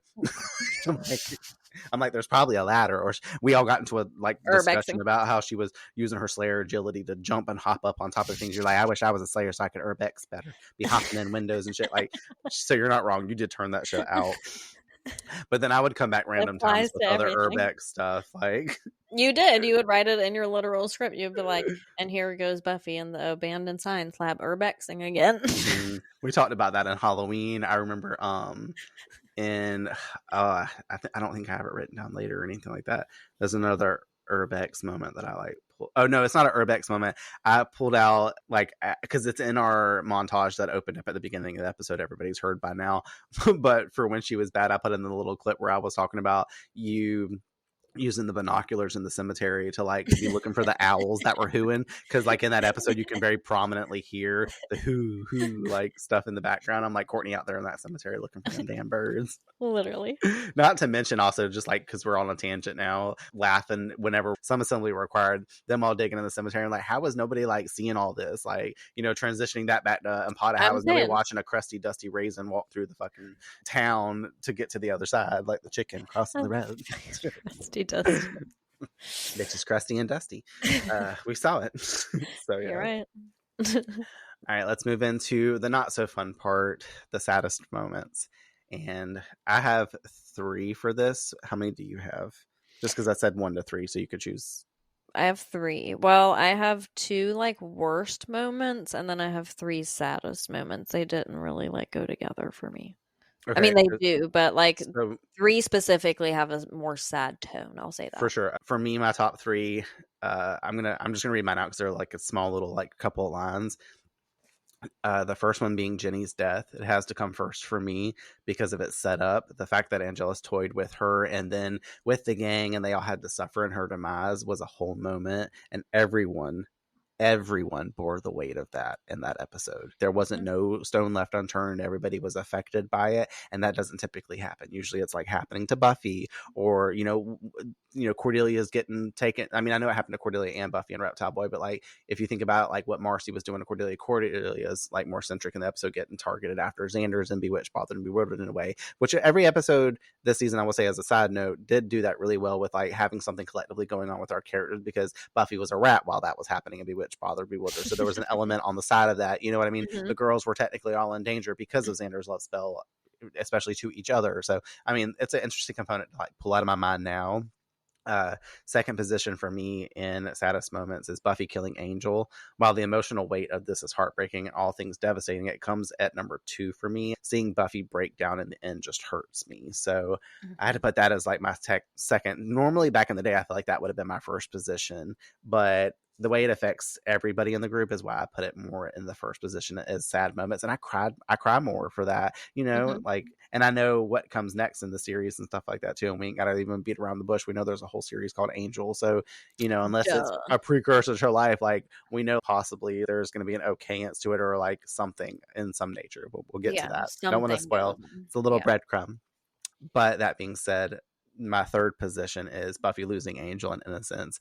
It's the worst moment for Buffy, having to lose her boyfriend and then him turn evil and start the chain of events that occurs thereafter all the way to the end. Not to mention basically the whole season thereon puts herself in a position of one to blame for this event even occurring. She's hating herself the whole time. You know what I mean? When Jenny dies, she's putting herself at blame. Whenever this is going on, Teresa's dying, she's feeling like she was the I caused this. She even says that herself to Jenny whenever everything gets exposed. She's like, it's me, I did this. And it sits with her and festers for forever, even though it was it took 2 to party, in that way. It took 2 to make this occur. It wasn't necessarily her fault in any way, shape, or form, because of the fact that she did not know this was going to happen. Had she have known that this was an element, everybody would have been on edge about it. Okay. So it wouldn't have never occurred in that way. But those are my saddest moments for the season. Yeah, so ours are literally the exact same, except for my number 3 one was when Kendra's killed by Drusilla, obviously, because we lose her, and it's also done by Drusilla of all fucking people. Not that it's any justified way would have been a justified way, you know what I mean? But it was also so unexpected because it happened so fast, and that made it almost more sad, because it's you knew that they were in danger, but so much was happening within the episode at that very moment that you don't really have any foresight to prepare, holy shit, You know, like I remember thinking like she'll probably be okay. You know, for a split second I was like, okay, it'll be okay, it'll be fine, because it happened so fast and it wasn't this like moment that they even really waited. I almost feel like she wasn't honored properly with her death because it was so quick, and it was just like Drusilla came in, killed her, she drops down, and that's it, it's over. You know, so it's almost like because of the quickness it makes it more sad for me, especially because it's not foreseen and it seems unnecessary. And it makes you even more sad because she's literally there to help Buffy. So it's like, had she not shown back up, she'd still be alive. You know, so that doesn't lose from my thought process. Yeah. But yeah, but my other two, my top two, and my first one definitely aligns with yours 100%. And like you said, both of them are equally as sad as far as turning points for the show. But when Jenny is killed, it's just so brutal. It's such a huge blow to us as viewers, but also to the group, to what comes next, to Giles, to so many. It causes such a ripple effect. And there's really not anyone that's left not impacted by this. So it was like, yeah, it was the most sad thing I've seen in a while, Yeah. you know, not just on the show, but in life. So yeah, and then my second one is the same as yours, and ultimately it just feels like such a repetitive torture for Buffy to keep experiencing these things, these moments of life where she has to make so many difficult choices, but this one was especially painful to watch. All right, great. All right, let's get out of the sadness. I'm about to get sulky. I wrote down a few best overall moments before we get into like the worst and frustrating moments. And for me, overall moments in the show, just like to throw out some random ones, I could probably sit with this forever and re-flip a lot and talk about a lot more because it's hard to choose. But Buffy and Kendra tag teaming Spike and and just tag teaming in general, but also Spike in What's My Line Part 2 was a best overall moment for me, just because seeing two Slayers, like I talked about it whenever we were doing Part 2, just that Slayer stance of them like backing up to the cop before she takes Jonathan hostage, and they're just both in the hallway with fist up and Slayer fighting stance. It's just a really cool moment. And then also you get the iconic quote of two Slayers, no waiting, while they're both punching Spike to face each of them, like in that statement. And then Buffy slamming Cam's face into the steering wheel made it into my best overall moments for like a top 3 kind of like vibe. Just because, you know, it's like slamming the patriarchy and misogyny right in the face, and that was a really cool moment. And then my last one is also in the same sense of that, Buffy bending Kane's gun in phases whenever she like basically, you know, that's his penis, the metaphor in itself, and her being like, you know, I'm a girl and I'm doing this to you and you're a man and you've been like calling me out all episode also, and making half-assed comments to Giles, my mentor, as well, when you actually don't know shit for shit what's going on, thinking we don't know shit for shit what's going on. You know, it's just like, it's an interesting dynamic between the two, because if they would actually sit down and have like a civilized conversation on his part, he would have been more open-minded in things. He could have actually worked with them a little bit differently that episode. So yeah, I just like that those last 2 moments were big fuck you to, you know, men and the patriarchy, the misogyny, and all of that type of stuff. And that way, a certain element of men, obviously not all men, the gays can stay. It's Pride Month. Happy Pride. What are some top overall moments for you? One of them is the rocket launcher moment where Buffy gets to take out the judge for obvious reasons, and it's just like so iconic. She has this huge rocket launcher and you're just like, where the fuck did this come from, first off? And how is she maneuvering this? Because this thing is like the size of her. But the whole moment was obviously badass, but also hilarious, because you're just like, this was so just over the top for everything, even Buffy.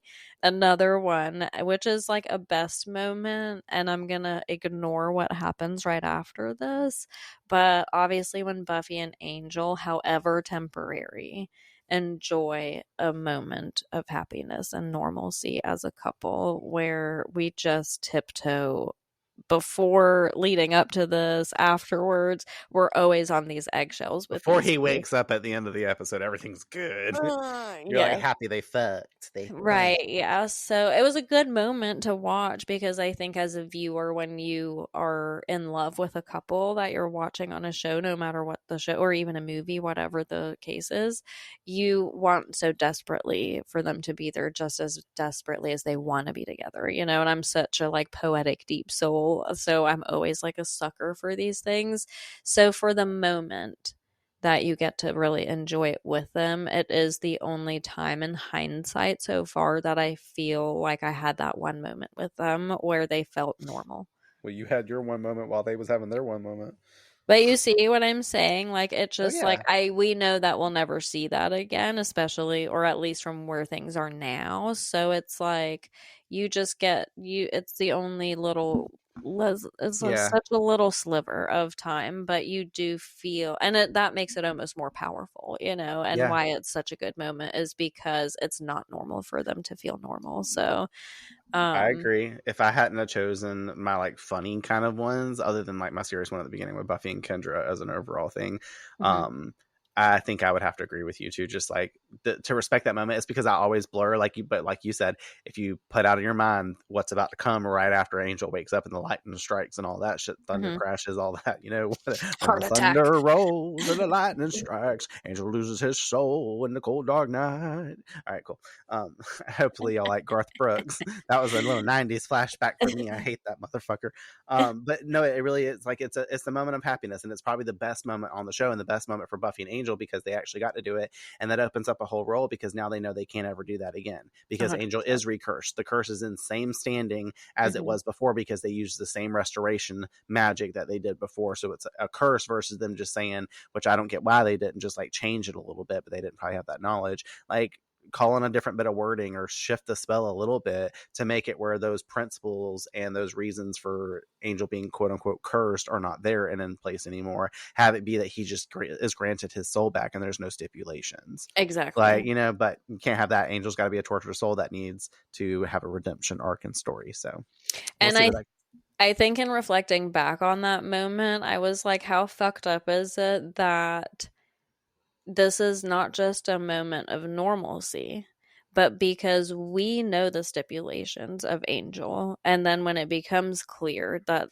what the circumstances are and this is what's taking place now and he's Angelus again, how fucked up is it to know that because he's Angelus again, we know that he actually is so in love with Buffy because he actually experienced that moment of happiness. So it's like, you're so happy because everything's happy. but you don't realize in all of the happiness and in the intensity of their connection and them having this like really normal couple moment that there's such a fucking huge consequence to Angel's happiness, you know? And then it's like, basically what I'm saying is, how would we feel if nothing happened? Yeah. Right? Because then it means he's actually not happy. Yeah, no, and that's what a compliment that is to Buffy, that she's the one person that's been able so far on the journey as far as his curse is concerned. She's the person that makes him be like, okay, well, I was happy with her. Like that probably wouldn't happen again. But at the same time, this is what happens now whenever I experience happiness. And now I know I can't ever have it with the one person that I would want it with. So it makes their story just even more tragic on the layer. We don't even know what's up for that yet. So it's a whole other layer of that Buffy Angel onion. And then my last one, and my first one, is Willow performing the spell. And I just think that was so cool because, again, like I touched base on earlier, Willow's clearly becoming one of my favorite characters, but it was just so badass of Willow, especially. You know, I feel like I'd be less impressed if it was any other cast member, but because it was Willow, and it wasn't like someone had a gun to her head and was like, you got to do it. She not just once said, I want to do this. She did it twice. And so I think that just spoke so highly on how much her character is evolving, but also, like I said, it just was such a badass moment for Willow that I had to go and put it in one of my best moments. So. Good. All right. Well, The opposite of the best would have to be the worst. So, most frustrating moments for me. My number one spot. Can you guess who took the place for it? Was it Xander? Xander Lavelle Harris.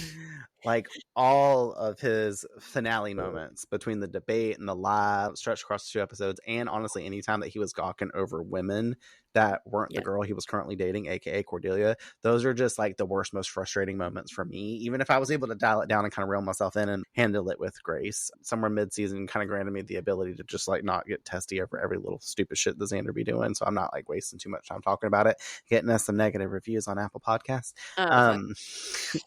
But like Xander is like the most frustrating part of the season, and this is like the one season I like Xander a lot in it, I will say. But and this can technically be more for like development and like thoughts on his story in that way, but I like it when for his comic relief most of the time, even if it's something like crazy that he's saying popping off at the mouth. I'm just like, okay, we'll let that slide type shit. But just the overall principle, I found myself more upset with those moments coming from him and the bigger scheme of things, like the regurgitation of the pack stuff coming up and him getting away with it again. I was just like, that was frustrating. They never had that conversation. He just takes the cake for me on overall frustration. Buffy being a bitch to everyone when she was bad is a semi-frustrating moment because, like I said, you get the catch-22 of, oh, I like this side of Buffy, but also I don't like how she's treating everybody in the episode. I just like seeing the different play on who we've seen before. And then my final one that I would have to note is Joyce and becoming to just her in the beginning of the season in general, always bringing up Buffy's past. She's literally always being like, what are you doing at school now? Like, I know a girl that's going to be grounded if she doesn't, like, the principal doesn't tell me good things at the parent teacher night shit. Like, you know, she was always saying stuff like Buffy's making it hard for them. And then oddly enough, lightens up mid-season and then comes to a tailhead by the end and just basically puts us right back in the seat of where we were in the beginning with Joyce, because we did have a little easy coasting with them between, like, you know, mother-daughter stuff, like you were saying, going to the mall together, and like we saw more of their interactions in that way. And then she was a really great motherly vibe in standing up technically for Buffy and Ted for the most part, even though she was under the influence in some points. And then also whenever Buffy had sex and across like her birthday being shitty, Joyce was just kind of there for her daughter, and for her to flip kind of again and just go back towards that, like, you know, this just puts more on the plate for Joyce to be like, my daughter is once again fucking problematic, but now she knows the secret, so she'll have to handle it a lot differently in that way. So that's that. But those are like frustrating things that came through for me just kind of thinking about it. Yeah, and I really agree on all those. Obviously, Xander's like always a point of frustration, I feel like, in some way, shape, or form, even if he's just like putting his foot in his mouth and saying some shit he shouldn't, or sometimes not saying some things he should. You know what I mean? Yeah. So yeah, Xander definitely took some of the cake for me. And I want to just point on one absolute worst moment for me that I hated watching is when Giles was being tortured by Angelus. That was so just... It spoke a lot on Giles, you know, because he's just trying to be as like stoic as fucking possible and like unfazed. And we can see that he's absolutely pained, you know, and he's absolutely miserable.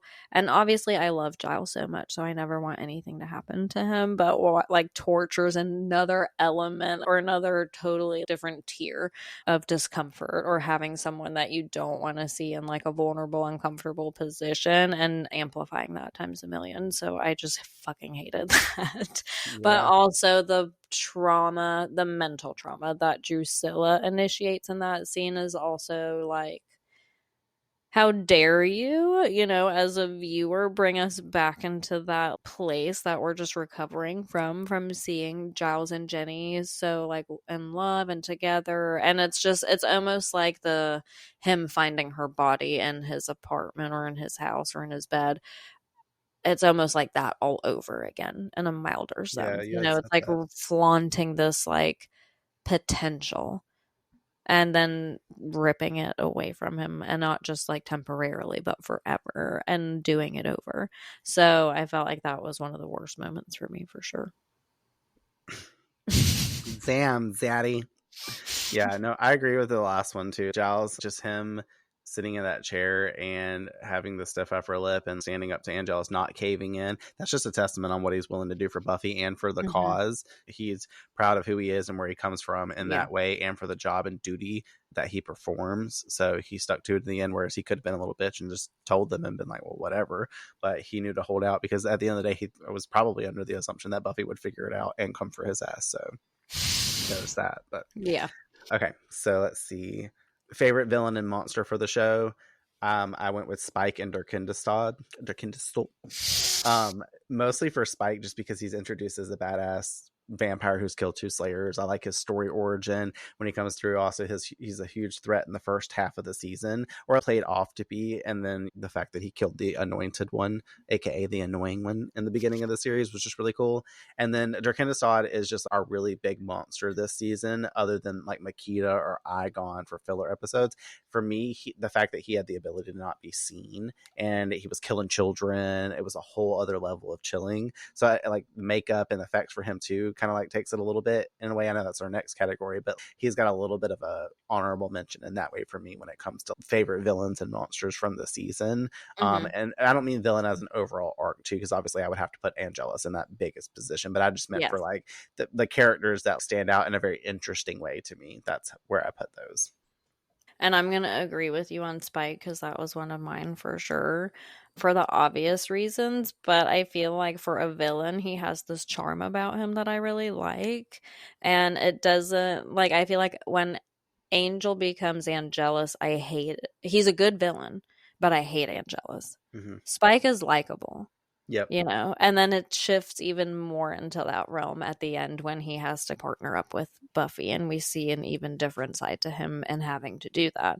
So for me, he took the cake for overall villain. I did have to throw Ethan Rayne in there though, because like, way to fuck up a good Halloween. Yeah. So yeah, those were mine. Cool. All right. Best costume, makeup, or special effects for the season. Like I said, 𝙎𝙀𝙪𝙎 was a little bit of a side note for me, but overall, thinking back through all the monsters that we saw that weren't of vampire form, Ted's robot face was just really gnarly. So I chose that as my overall special effects makeup, just because like looking at it, I don't know, it's really interesting. But then Spike is another follow-up, because spoiler, not spoiler, they eventually shift a little bit in the makeup style. It's like they always find a new way to get better with the vampire makeup. And this one specifically, I think Spike looks more horrific, especially when he's down in Lie to Me in like the blue toned room, and he's got those like reddish hues around his eyes, and like, they're very penetrating in that way. And it's not just in that scene, but like later they lighten up the makeup, they flesh it out a little bit more, make it a little bit more natural. Whereas like you could tell in season 2, especially even with Angel, vampires wore makeup. It was kind of guy liner-esque, and like even though Spike's face changed from his normal into vamp face, they just took an extra mile specifically with the way they did his makeup and the contouring to his face. So I really liked that. And those are pretty much where I put myself in that category, because I also wrote that it was 1,000% better than the Darla makeup that we got in episode 1 whenever we first met vampires. So they've done good. Agreed. Our effects go into this little category too, Yes. right? Yeah. Okay. I didn't have any. Oh, gotcha. I mean, not that I have any, but you know what I mean. I didn't really write one down. If we're talking about an actual effect, like I'm just gonna probably say the portal at the end was pretty cool, like watching Angel disappear into it. Yeah, that's a good point. For me, I think, because you actually made me think about this earlier, so I jotted it down as you were talking, but I never noticed the mirroring in Buffy's costume when the Halloween episode happens, and how much she like looks like Darla, or is dressed like Darla from when, you know, she turned Angel into a vampire. So I feel like that whole era and seeing Buffy in that costume was just like a favorite costume moment for me. But as far as like an effect or anything goes, I think in Ted, when they had to do the half robot, half human vibe, and the way that they like really actually nailed it, and it didn't look completely like, what the fuck is this, you know? Yeah. I think that was one of my favorite kind of effect things that happened in the season.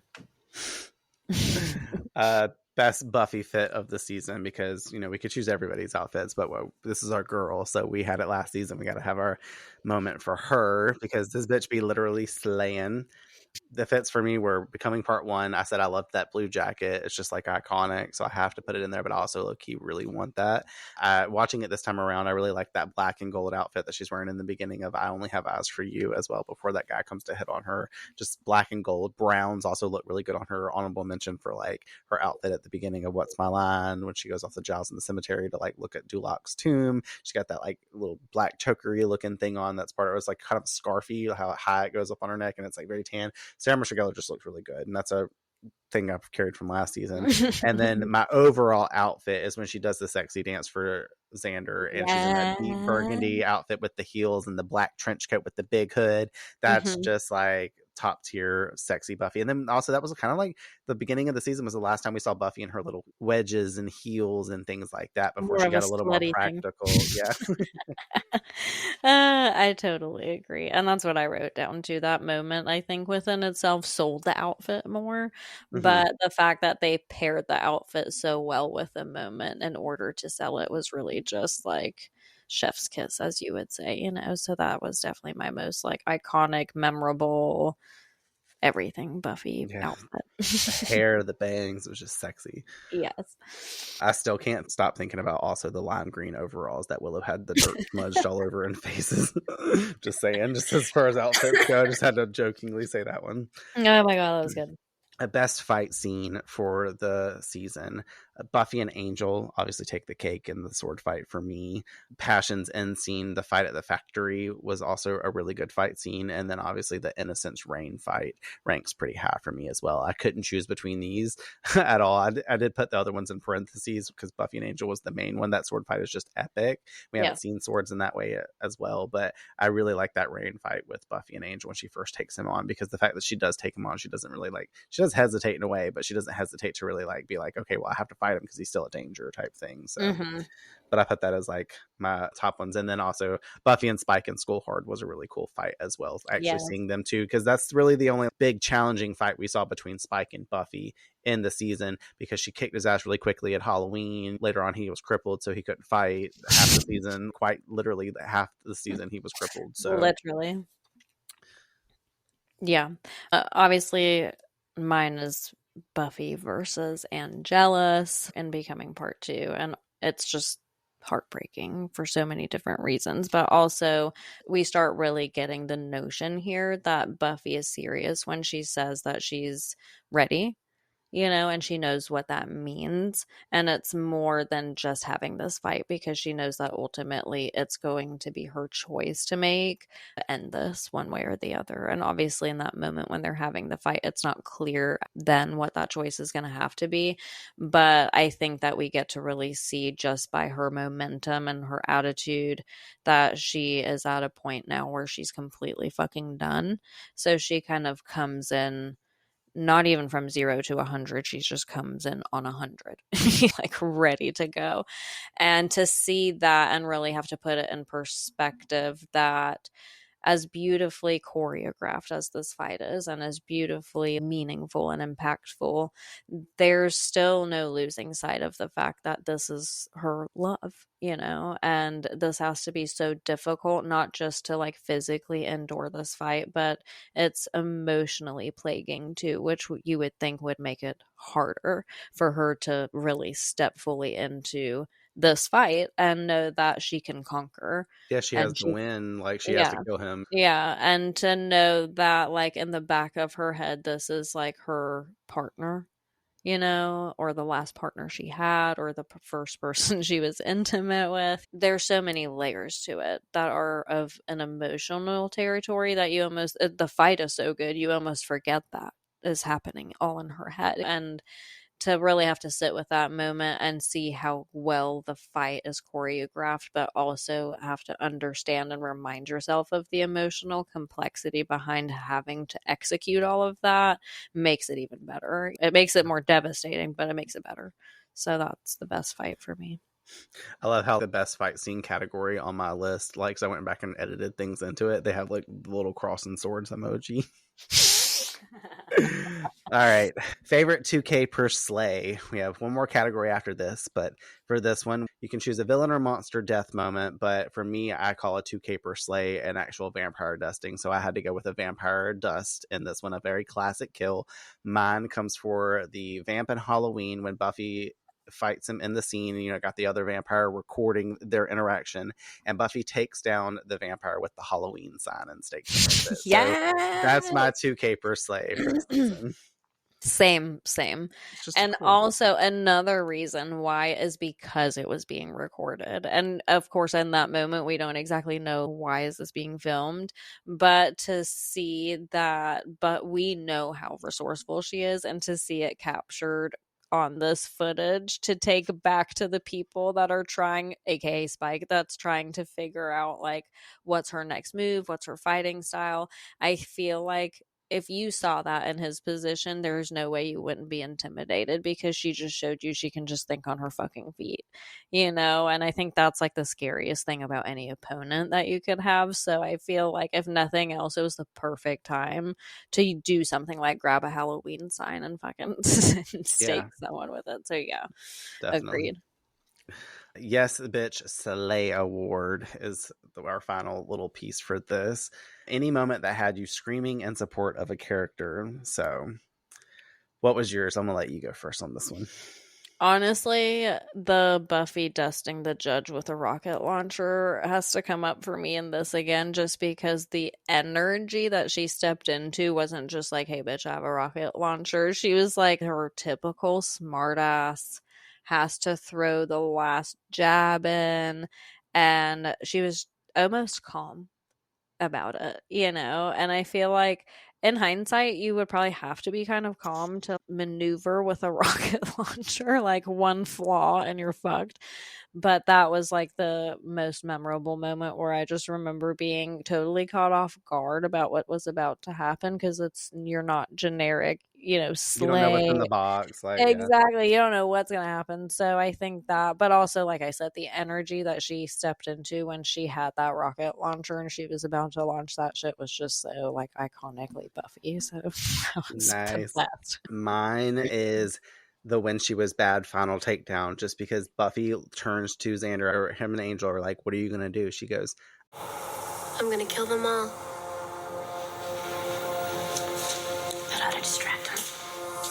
and she runs out there and takes on a room full of vampires. You know what I mean? She doesn't know where that's going to go, but there's like a shit ton of them in there. And yeah, Angel and Xander are upstairs taking care of one or two of them measly outside, but Buffy takes on 4 or 5 of herself. She's like throwing boxes on their heads, doing flips across the fucking room, and seals off that fight as well with a double stake. She like stakes the one vampire that runs into the end of that beam that she breaks off, and then the lit torch sets Absalom on fire, and then we get the fiery death where he's like raising the fucking sledgehammer he's apparently going to crush her bones into a sticky paste with, and he turns to ash, and then it just drops to the floor, and then Buffy picks it back up. Like, that's the yes bitch moment to me, because then she took out the master too, and that was her first biggest challenge and our start to this crazy season. So that's just like the top moment for me as far as like bitch was slaying. To close up our rankings, I wanted to add some analytics to how we performed and what, as of this morning, were our most streamed episodes for season 2. Spotify, our top 5, number 1 placement, highest listened to episode was the bonus interview with Frank. Yes. For real? Yes. That's crazy. Now, mind you, the last few episodes have come out over the last few weeks, give or take. So those ones are still trying to get up there in listens. But our second most listened to was School Hard. And then we had When She Was Bad, Reptile Boy, and Lie to Me. And that was our top 5 for Spotify. As for Apple Podcast, our number 1 top listened to episode was the bonus interview with Frank. Again, everyone loved the tea. Apparently, they were like, "We need the Juliet drums. We need the culmination of what happened." It's probably her listening to it a million times because it's about her. And then the contrast between the back half of this as well is crazier than Spotify. Like, they're vastly different for the most part. But second placement and most listened to is Phases, then Surprise, then School Hard, and When She Was Bad. Just because those other two in the second, third Phases and Surprise, I'm surprised that those weren't on also Spotify's top list because they're big pivotal episodes. But School Hard and When She Was Bad seems to be, and also the interview with Frank, right there neck and neck on both hands. So people really enjoyed those episodes. I thought that was really cool. Yeah. I will say that Becoming Part 1 is not far behind in the running as far as like listen to episodes. It's right there underneath. Like, it would have been number 6 placement on like somewhere on the both of the list had I've actually done that, but it's not a thing.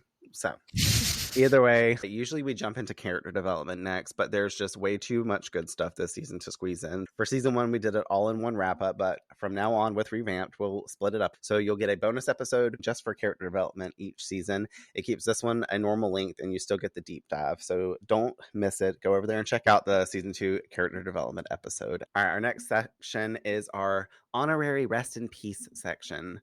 Last season, this I entitled They May Be Dead, But They're Still Pretty. This season, we're going with They're Gone, and Nothing's Ever Gonna Bring Them Back. You get it? Like Buffy at the end of Passion, you know? Because they're dead. Yes. I picked up on it. Jokes aside, let's have a moment of silence for our fallen characters, good and bad. In the arms of an angel. Do you get it, though? Because Angel, he's dead. Sarah McLachlan also sings that song that Buffy starts crying to at the end, just Becoming Part 2. All right, for the good guys, we have coming in at number 1 murdered victim this season, Rodney Munson. Life drained by pasta. You know, remember he left the braces on? Or she left the braces on. She's like, you need the dental insurance. No, you don't. Pada Gutierrez is our next one. Life also drained by the Inca mummy girl, aka Ampasta. The one the Ampasta stole the Ampasta name. Bodyguard was the third one dead this season, which is also sucky because I'm like, his life was also drained by Ampasta. So I was like, she keeping up with Angelus and they should have just teamed up this season. You know what I'm saying? Because they killed the most people over season 2. This is true. Like, they got gone too soon. We have Deidre and Philip. I put them together because they were both taken out by Igon. Uncle Anyos is next, killed by Angelus. Teresa Klessmeyer, blood drained and sired by Angelus. Jennifer Jenny Calendar, neck snapped by Angelus. And I put a little sad face beside it. Hospital child Tina, her life force drained by Derkinda Stoll. Along with past Celia. Not Cecilia, Celia. Remember Celia Hodes, not the one from Weeds. A little girl. Dr. Backer was slashed to death by Derkindi. Ellen Frank shot by James possessing the janitor. Nurse Ruth pushed to her death to be eaten by fish monsters, aka the swim team. The swim team turned into water demons by the coach. So both of the last 2 deaths were actually by the coach. Fuck him. Kendra Young's neck sliced by Drusilla. I put a sad face by her. And then our last one, Angel, stabbed through the chest and sent to hell by Buffy with 2 sad faces. As I laugh, you know, what the fuck. And then I did, as a low-key funny moment, write down the randoms we have no named in the season, but just a little handful because I didn't want to like go through all of them. But the ones that stuck out to me were the guy that Angelus killed in his failed attempt to raise a Cathla, the bitch that he was draining as Buffy and the gang walked outside of the Bronze in Passion. He just dropped her, and they just, like I said in the recording that Buffy's shoulder or Willow's all grazed by Angel and touched him, but they didn't notice he was there sucking some girl dry. Like, what?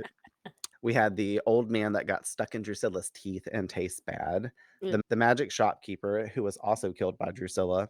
And the quaint little shop girl who had her heart torn from her as a gift for Drusilla on Valentine's Day by Angelus. As for the bad guys, we'd be forgetting about this one because it was so early on, but I had forgotten until I started having to talk about it in the wrap up. Our first one is Colin, aka Thomas, aka the Anointed One, aka the Annoying One, coined by Spike. The acquainting one, you know. Forgot all about him. Second, we have Daryl Epps, burned in the science lab with Franken girlfriend. Sheila Martini, killed and sired by Drusilla. Ampada, aka Ampasta, aka the Inca mummy princess, decayed. Again, dust to dust. You remember the arms? Makita, I look like Thriller. Then we have Makita, snake demon slayed by Buffy, chopped in half with a sword. Billy Fordham, aka Ford, sired by Spike and then slayed by Buffy. Norman Feister, aka the Bugman 𝐾𝐏-𝐏, squished by Xander and Cordelia. Ted, robot beat to death by Buffy with a cast iron skillet because it does the trick every time. Tector Gorch, eaten by the mother Bazoar. I think you're scared of the Bazoar. Dalton, killed by the judge. Ugh, I feel so bad for him. I remember the Instagram post that I made for him whenever I was like, justice for Dalton. The judge, rocked with a rocket launcher missile to smithereens by Buffy. Vampire Teresa, slayed by Xander. Darkindestolt, neck broken by Buffy. And Coach Marin, hardcore anally pounded to death by his fish boys, aka the swim team. Holy crap. Because that's what happened. Those boys really love their coach. Yum visual. And then, of course, all the countless vampires that Buffy slayed. In this rest in peace section, though, I did write a tribute really quickly to Jenny and Kendra. Jenny's goes as following. She wasn't just the techno-pagan. Jenny brought a unique energy to the show, a mix of mystery, warmth, fun, and intelligence. Her relationship with Giles gave us softness and depth, and her arc reminded us how duty and guilt can complicate even the best intentions. As for her death, it shattered us. It made Angelus real. It raised the stakes in a way that echoed for the rest of the season and changed Giles and Buffy forever. She died trying to make things right, and we'll never forget her.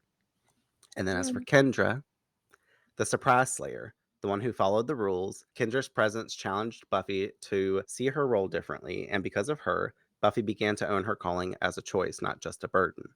Kendra was disciplined, fierce, and proud, and her end was so sudden, so brutal, it reminded us that being the Slayer means sacrifice. She didn't get enough time, but she left an impact. And Kendra may have followed the Watcher's handbook, but she helped rewrite Buffy's story. I'm crying. This is so. I love that last sentence. I'm just like, ugh, gushing for her. True. Well said, mate. Season 2, Final Slays.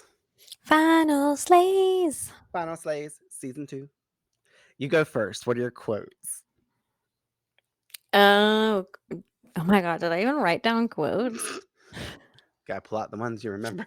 Hold on, they're probably just up in my notes because we were all over the place. Maybe you go first while I find this. All right. I've already given my ones for individual episodes that I really liked, but these are some of the ones that I went back over, noticing that I kind of had tossed out or just thought back on. So to name a few, talking about Buffy's dreams and when she was bad, I like when Willow was like, sheesh, tell me about it. The other night I dreamt that Xander, and then she like caught herself and she's like, it wasn't Xander. In fact, it wasn't me. It was a friend's dream and she doesn't remember it. And I also remember us like laughing a lot at that one. I think we even talked about it in our recording too. So I'll have to go back and listen to that one day. I like in Inca Mummy Girl, whenever Willow's like, on the other hand, maybe Rodney stepped out for a smoke, and Xander's like, for 21 hours. And Willow's like, it's addictive, you know? sounded like us. I have two from What's My Line Part 2. Buffy, whenever she's like, I don't take orders, I do things my way. And then Kendra's like, no wonder you died. I'm like, she doubled down so quick on this bitch. That's definitely one of my favorite quotes from the season for sure. Anything with Kendra, honestly, in those episodes where I was mimicking her, that's why I like had to give Kendra all these moments too, aside from her like role and the importance value of her being a Slayer, because obviously I don't want to say she's better than people, but she's higher up in like the chain of like importance for the show, technically, even though she was only in 3 episodes. My other one though is also between Buffy and Kendra, and I do believe this might be a little bit of a regurgitation from my other one, but I think I quoted the before line. But this one's when Buffy at the end of the episode is like, I guess it's something I really can't fight. I'm a freak. And then Kendra's like, not the only freak. And Buffy's like, not anymore. And then she goes to move in to hug her, and Kendra's like, I don't hug. Because I also remember us doing that motion in our reaction video, and we both leaned back and was like, I don't hug. And then my last two I think are throwbacks as well, because I chose them for our episodes, but I really liked them. Whenever in Innocence, Drusilla is like, I'm naming all the stars, and Spike's like, you can't see the stars, love, that's the ceiling, also it's day. And then my last one, because it made us laugh so much and it really became a favorite quote for me for Cordelia this season, and Passion, when she's like, until then, you and your mom are welcome to ride around with me in my car. Plus all the other times that she did that. It's just so funny.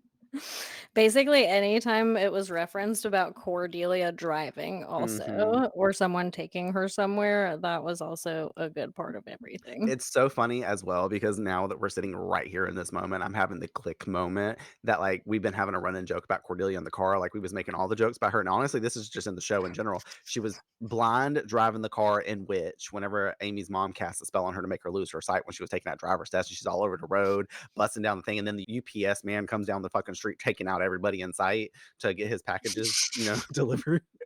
And we had a whole thing about that. Cordelia drove her car through the damn school and all crazy in the parking lot in Prophecy Girl. And then obviously she hit the person's car in Reptile Boy when her and Buffy pulled up at the frat house. Now this with Passion and all the other stuff that's going on. That's so Such true. a thing. Like she drove Xander everywhere this season.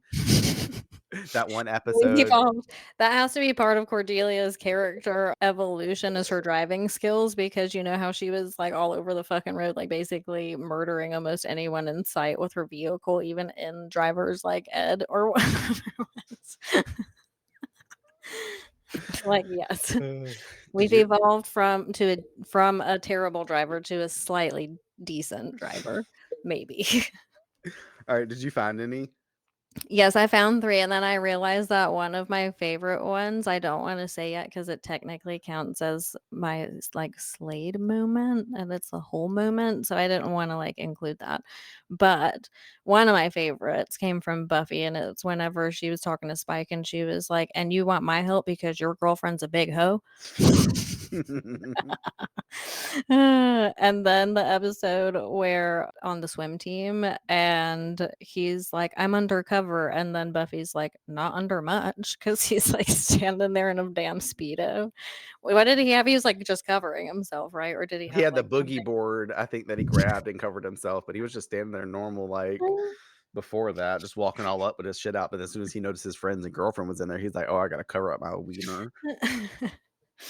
And then my last one is Cordelia when she's talking to Xander and she's like, "Do you know what you need, Xander, besides a subtle what did she say? Oh damn, I didn't write this down. But she said something supply of acne cream or whatever, and she's like still in the phase of talking shit to Xander and they were hating each other publicly. Also Yeah. my favorite era of time between Cordy and Xander having to hide their relationship. Didn't work out for too long. The absolute best. Okay, so Shining Slayer.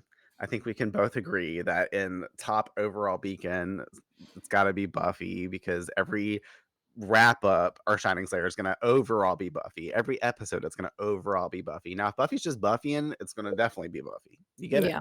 Yeah. But we obviously have to place a little bit more of a second up for that. We might have the same one there as well. I don't know, So, do you think? Maybe not. well, you might not. Maybe you have somebody completely different. So let's see who you have as the Shining Slayerette. Mine's going to be Willow. Okay. Yeah, that's a good one. Mine's not Willow, shockingly. Mine is Jenny. Well, then perfect. The trio that really got it done. Basically, Buffy and Willow finding the disc that then led to everything else. Yes, exactly. The disc of life. The flops disc. The floppy when everything had gotten flopped. What was giving you the wiggiest of wigs this season? The coach that got us basically, I guess, as Brandon likes to call it, anally penetrated by the entire swim team. The snake demon and the judge, I think, are my top 3 weekly. Or not weekly, but seasonal wigs, I guess we could call it. So the first two I get. Why the judge? The judge was purely how he looked and the fact that, like, other than Was it because it was and he, like Luke?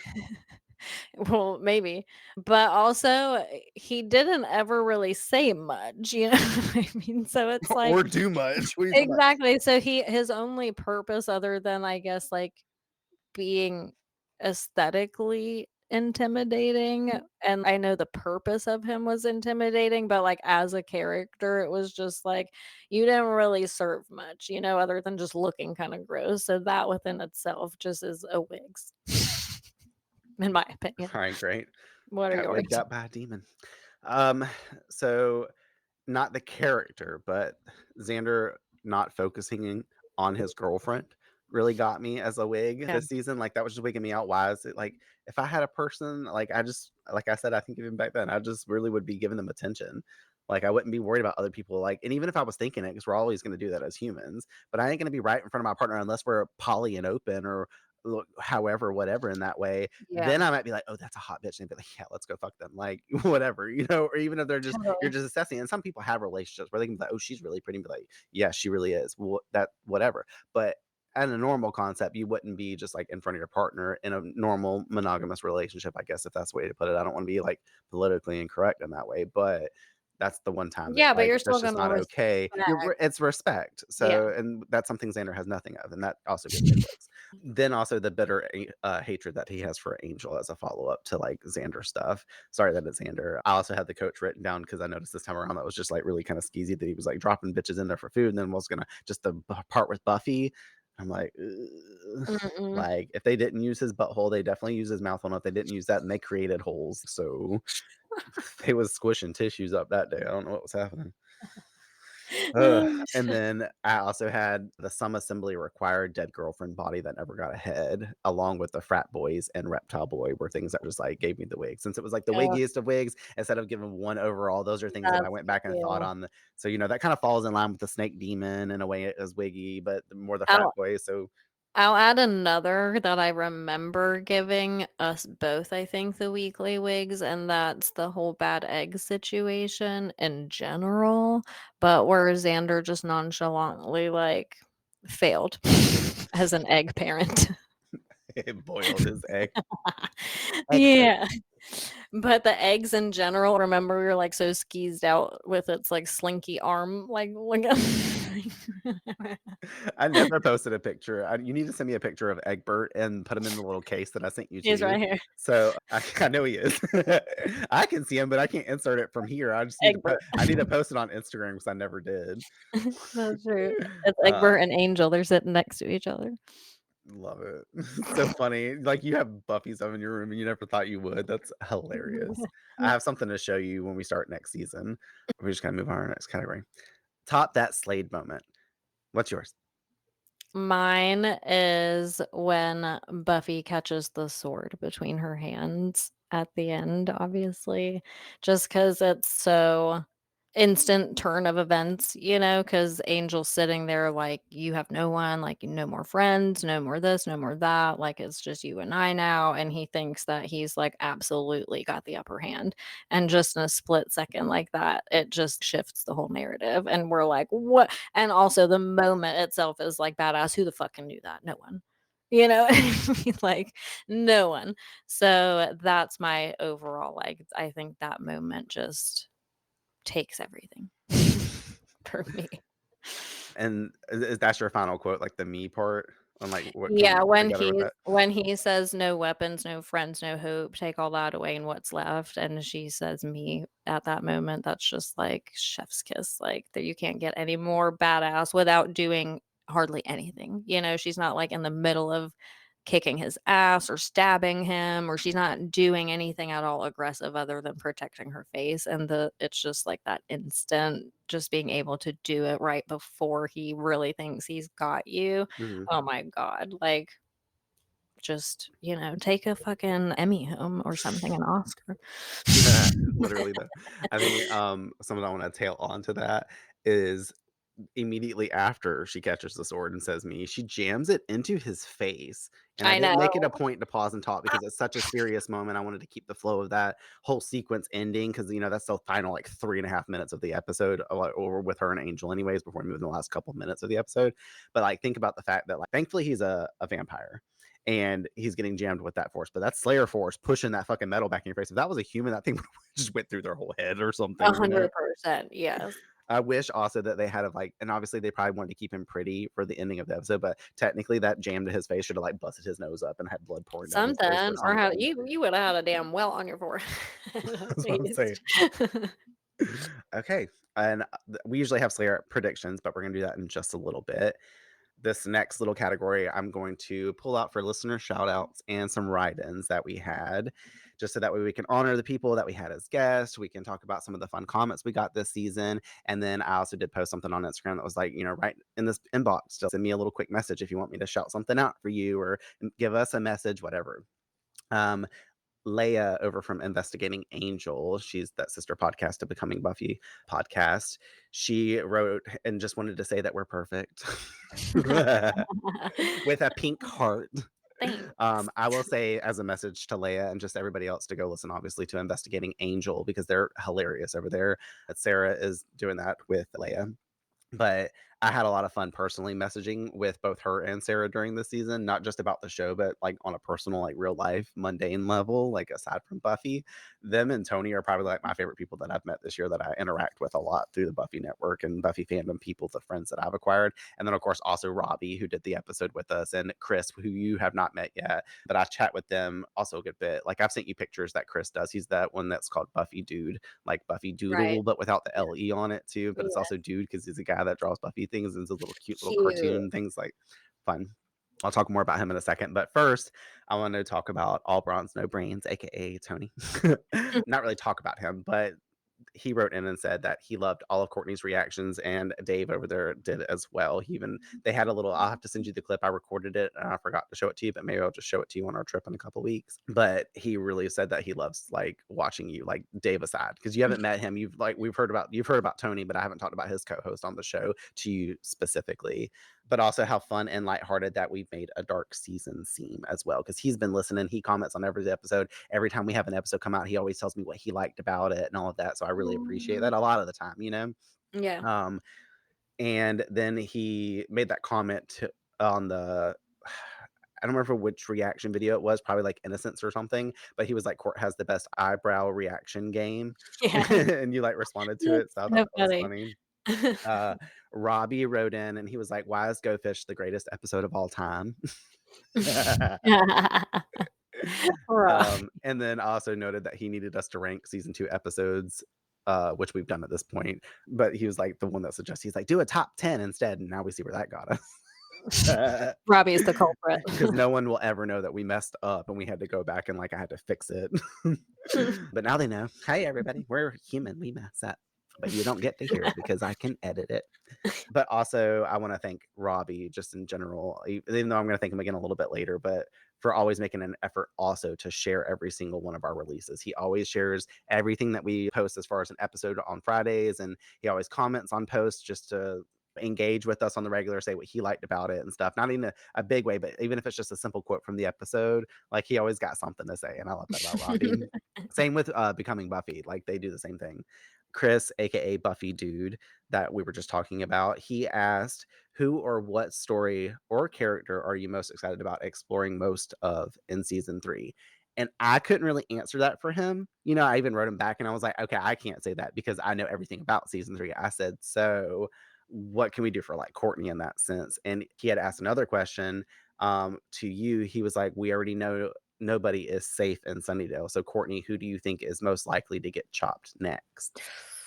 Ooh, gosh, that is such a good question. I hope no one, but if I had to choose a So person. listen, I'll say this too. He didn't specify just in season 3, just in general, now that we know nobody is safe. Like, so that way you're not just thinking in the context of season 3. We're talking about through the rest of the series. Like, who do you think the next maybe possible big character, or like, does that make a little bit more?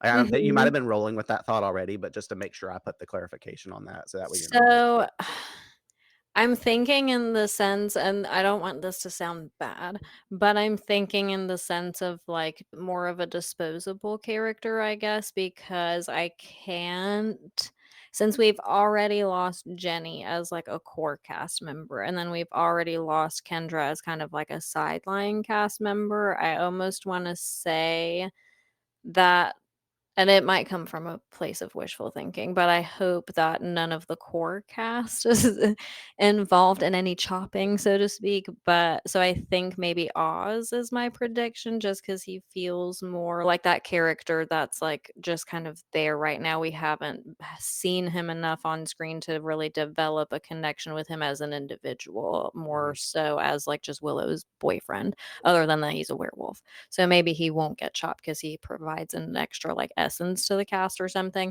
But if I had to choose one person, I think that's who it would be, just because I feel like he hasn't become like A big character yet. concretely Yeah. into the core cast yet. Yeah. Yeah. So that would be my answer. That'd be like going into season 2 and then the few episodes in, like Jenny gets killed by a vampire versus like in the season where she did, you know? Because Yeah. in season 1, she wasn't a super main cast member. She was a little sideline on the And we side of the saw house. her But for then like we 3 get more episodes. from her in the Yeah. beginning with her story with Giles, so we cared more about her by the time her death came. A Whereas we 100%. haven't had Yeah. that with Oz. We just be like, well, damn, Willow lost out. So, all right, I like that. Exactly. And we got more of a backstory on Jenny. We know where she came from and why she Yeah. provided the purpose and all this stuff. So it's like I haven't gotten enough of that, I guess, with Oz yet. So maybe it makes it easier to choose him, kind of thing.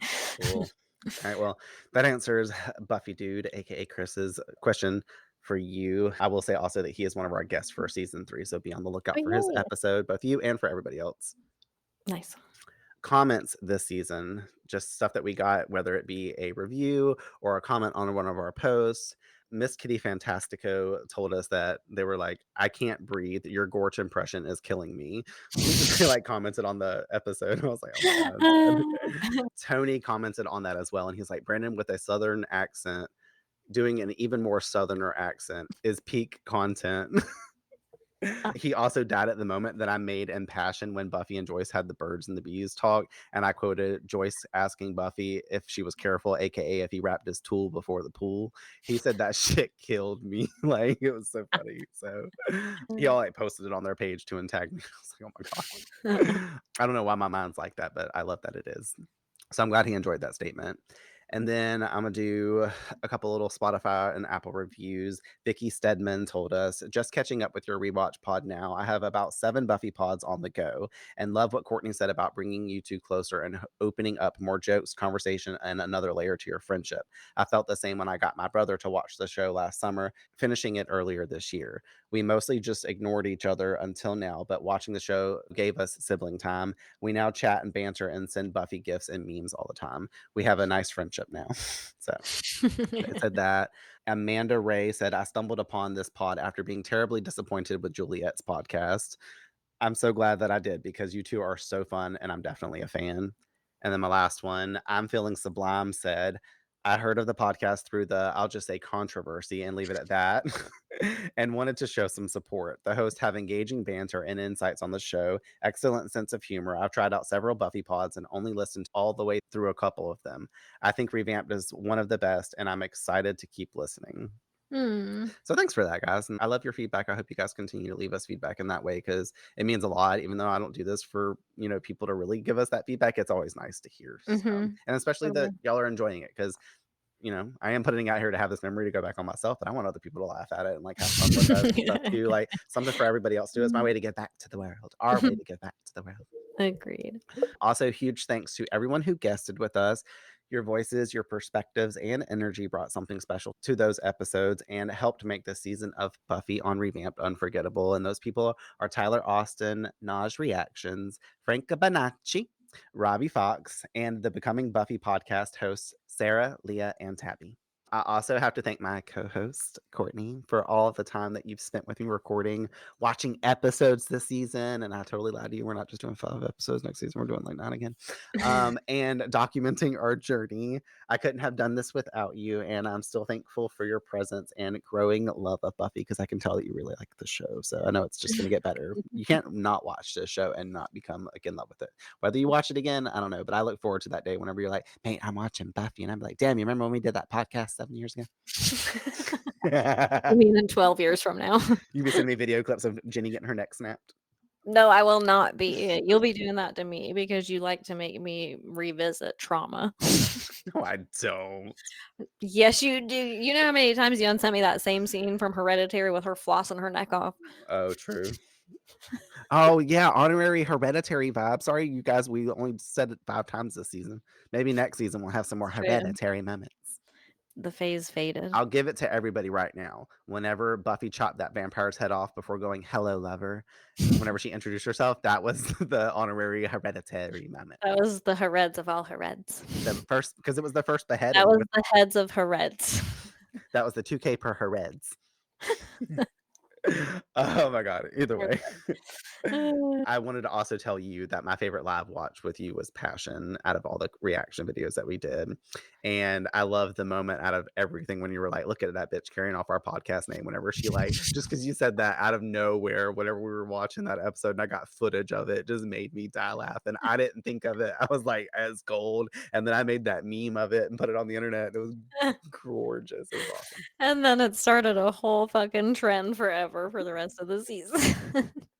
But yeah, those are my favorite moments with you. I can't wait to see like which ones we get into next season. So thank you for coming back to do season 3 with me, and 4 and 5 and 6 and 7 and all the things. Well, duh, of course. Thank you for having me, as always. I've had fun, and I feel like every season we're going to have more inside jokes and more things to like run out with. So I just can't wait to like. I think all of our jokes unanimously will be Buffy themed by the end of it. Like we'll have forgotten all the first like half It of won't be jokes all right, great. from our It'll be all right, friendship. Buffy. It'll be all right, lover. Every time I come to visit you, when the first time I see you, hello, lover. And you got to make like some grand entrance, like slam the door open or something. Walk in and cut a vampire's head off. Yeah. Walk in with a machete. Dustin, like Buffy on When She Was Bad, whenever she stakes that vampire and it disappears in front of her, and then she just looks around, the other one's like at the master's bones. She's like, so I'm here now. They're like, fuck. Oh, shit. I love it. And then finally, because it absolutely needs to be said, I have to give a huge heartfelt thank you to everyone who listens, supports, and spends time with us each week, whether from just listening, engaging with us on social. Speaking for myself, it's been a blast showing up, sharing laughs, and deep diving into Sunnydale with you. I'm so grateful that you've made us a part of your week, and we've grown so much this season. We've gotten more listeners, more engagement, and more fun interactions. And I can't wait to keep diving into season 3 and beyond with you all. That was sweet. I love that. Good job, mate. David Wink. Love it. And I just want to say a huge thanks for joining us on this journey through Buffy season 2. Coming into the show with fresh eyes has been such a wild, emotional ride full of 2K per slays, heartbreak, and so many moments that genuinely surprised me, I will say. I've laughed and I've cried, and getting to share those reactions with you has made it all the more special. So thank you to Brandon for capturing those and very intentionally zooming in on my face at the worst possible times. But that's how you know I love you so much. In addition to the fact that I have committed basically the entire like 7 next years of my life to you doing this podcast. Well, you're my friend anyway, so. But yeah, I appreciate the listeners just as much as I appreciate you for having me here and sharing this with me. And I know how, I think I said this last season, but I know that Buffy's like not just a show, but something that's super special to you. So I appreciate you for sharing it with me and inviting me to do this podcast. And I can't wait to keep going and growing with everyone, including you, mate, as we head into season 3.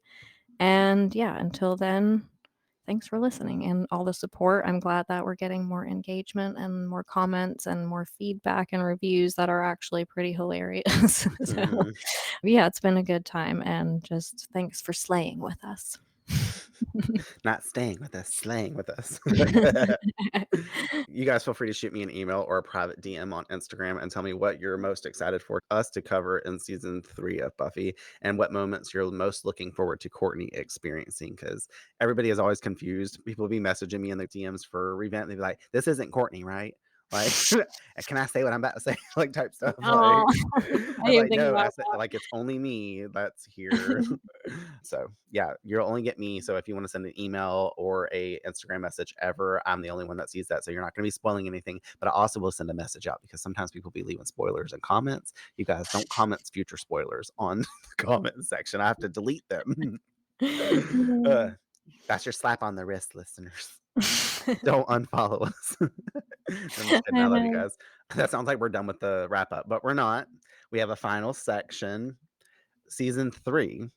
So to make that kind of fun, season 3 and the chat that we'll have about it is basically just going to be some Slayerette predictions for that, some on the spot questions to entice the ideas and possibility of season 3's story. My first one for you is, what do you think Buffy's journey looks like after everything that she's been through in season 2, and where is she possibly? Like, she left on I the bus, you know? I have no fucking idea where she is, but I'm curious to find out. I'm hopeful to find out, and I'm hopeful it's not gonna be one of those things where, like, the summer passes or whatever happens, wherever we're at in life passes, and then we just all show up back at the same place at the same time like last season. So I'm hopeful we get to actually see Buffy's next venture outside of the norm, but I'm not sure. I couldn't tell you.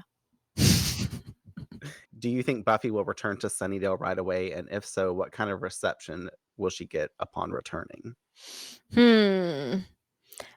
I don't know if she'll return right away. I do think she'll stay gone, obviously, for like a little bit of time. But I think when she does come back, it may be a mixture of things because she obviously left abruptly and everyone's just kind of left with like nothing after such a big event took place. So I don't know. I think that the reaction will almost be like indifferent to her because of not really knowing what to say after something like that, you know?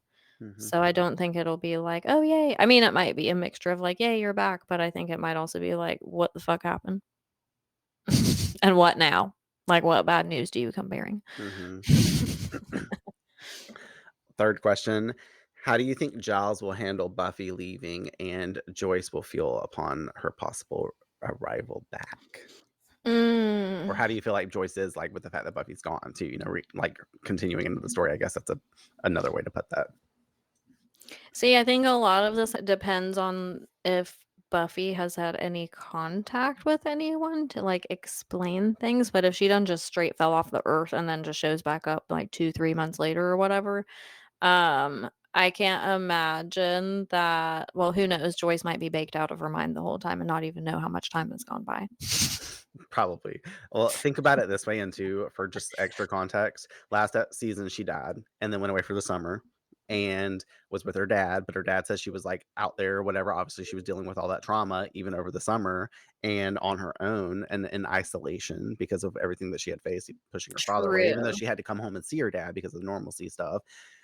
This season she lost everything and she feels like her friends aren't on her side and stuff like that too. So, Mm-hmm. and she's left town in another way again to Mm-hmm. be gone for the summer in a way. So, you know, when she comes back, if she comes back, like, these people might be like completely, I Yeah. don't know, maybe a whole different context. That's kind of what I'm picking up on. Like, it's just going to be a different vibe. It's not going to be like the same as it was before.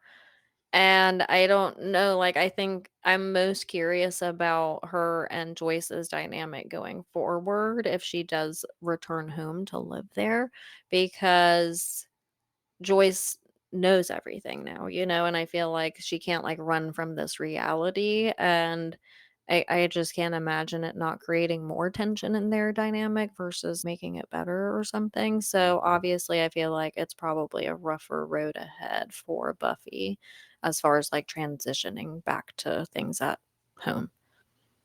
All right, great. Next question. Will we see Angel again? And if so, in what form?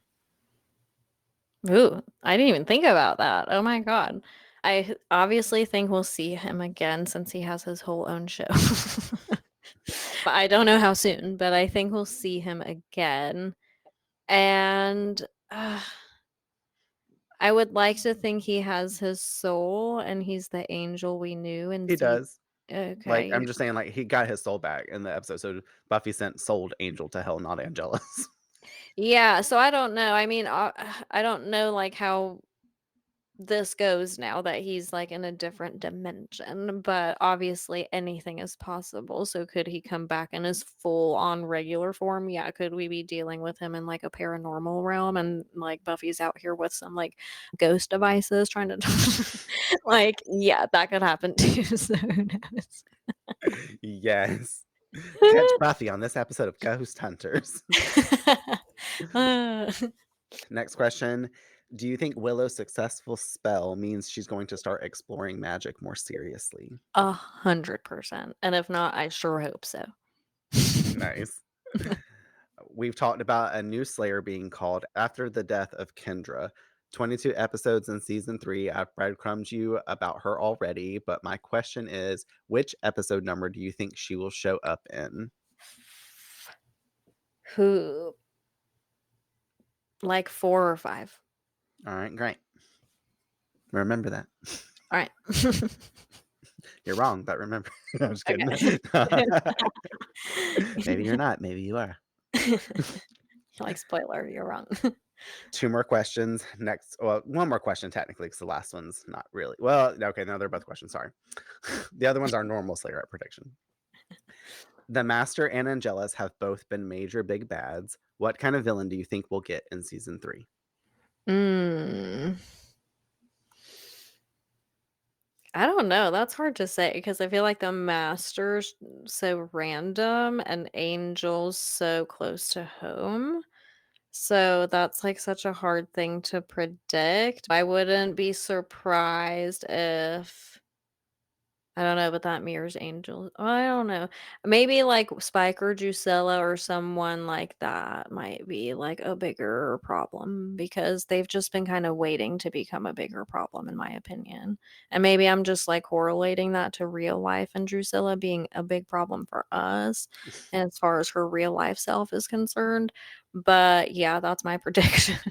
I don't want to allude to anything I want to keep it vague enough to tease possibilities, obviously. But in that way, I will say that I told you in one of the episodes towards the end that they had already started setting up season 3, and I noticed a lot of that. So there has, in a way, been mention of who could be the threat, or like without thinking about it really right now, I guess, because I'm kind of like in a way possibly telling you without telling you. That's why I want to keep it super vague and just like leave it at that. So don't really have a follow up and guess anymore. You can think Okay. it, but you're not going to say You're like, it. turn your brain off. But I mean, it has been in your face. So maybe just me saying it right now, as we unfold in the season, you're gonna go, "Oh, that's what the fuck you were talking about." So you'll immediately relate it to this and be like, "Just look at me in that moment, you'll know." Okay. And the last one, Slayerette predictions. The next episode, Buffy season 3, episode 1, is entitled "Anne." Like Anne, A-N-N-E. Like the name? Yep. Who the fuck is Anne? We're gonna find Oh out. my god, oh shit. Is the Slayer coming in the first episode? The new one? And is her name Anne? There is a Slayer in the first episode. Not And I will tell you that there is nope, I'm not gonna say that. Uno reverse. For real. All right, great. What a season it's been. From emotional highs to supernatural chaos, season 2 delivered in every way. Thanks for joining us through every moment, the love, the loss, and Buffy's brutal battles. We've loved every second of breaking it down with you. Don't worry, we'll be back soon. Season 3 kicks off on August 8th, 2025.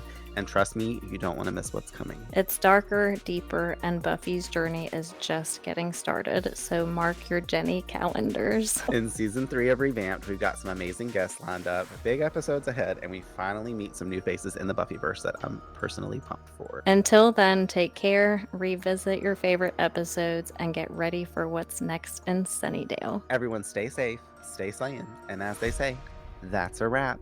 That's a wrap.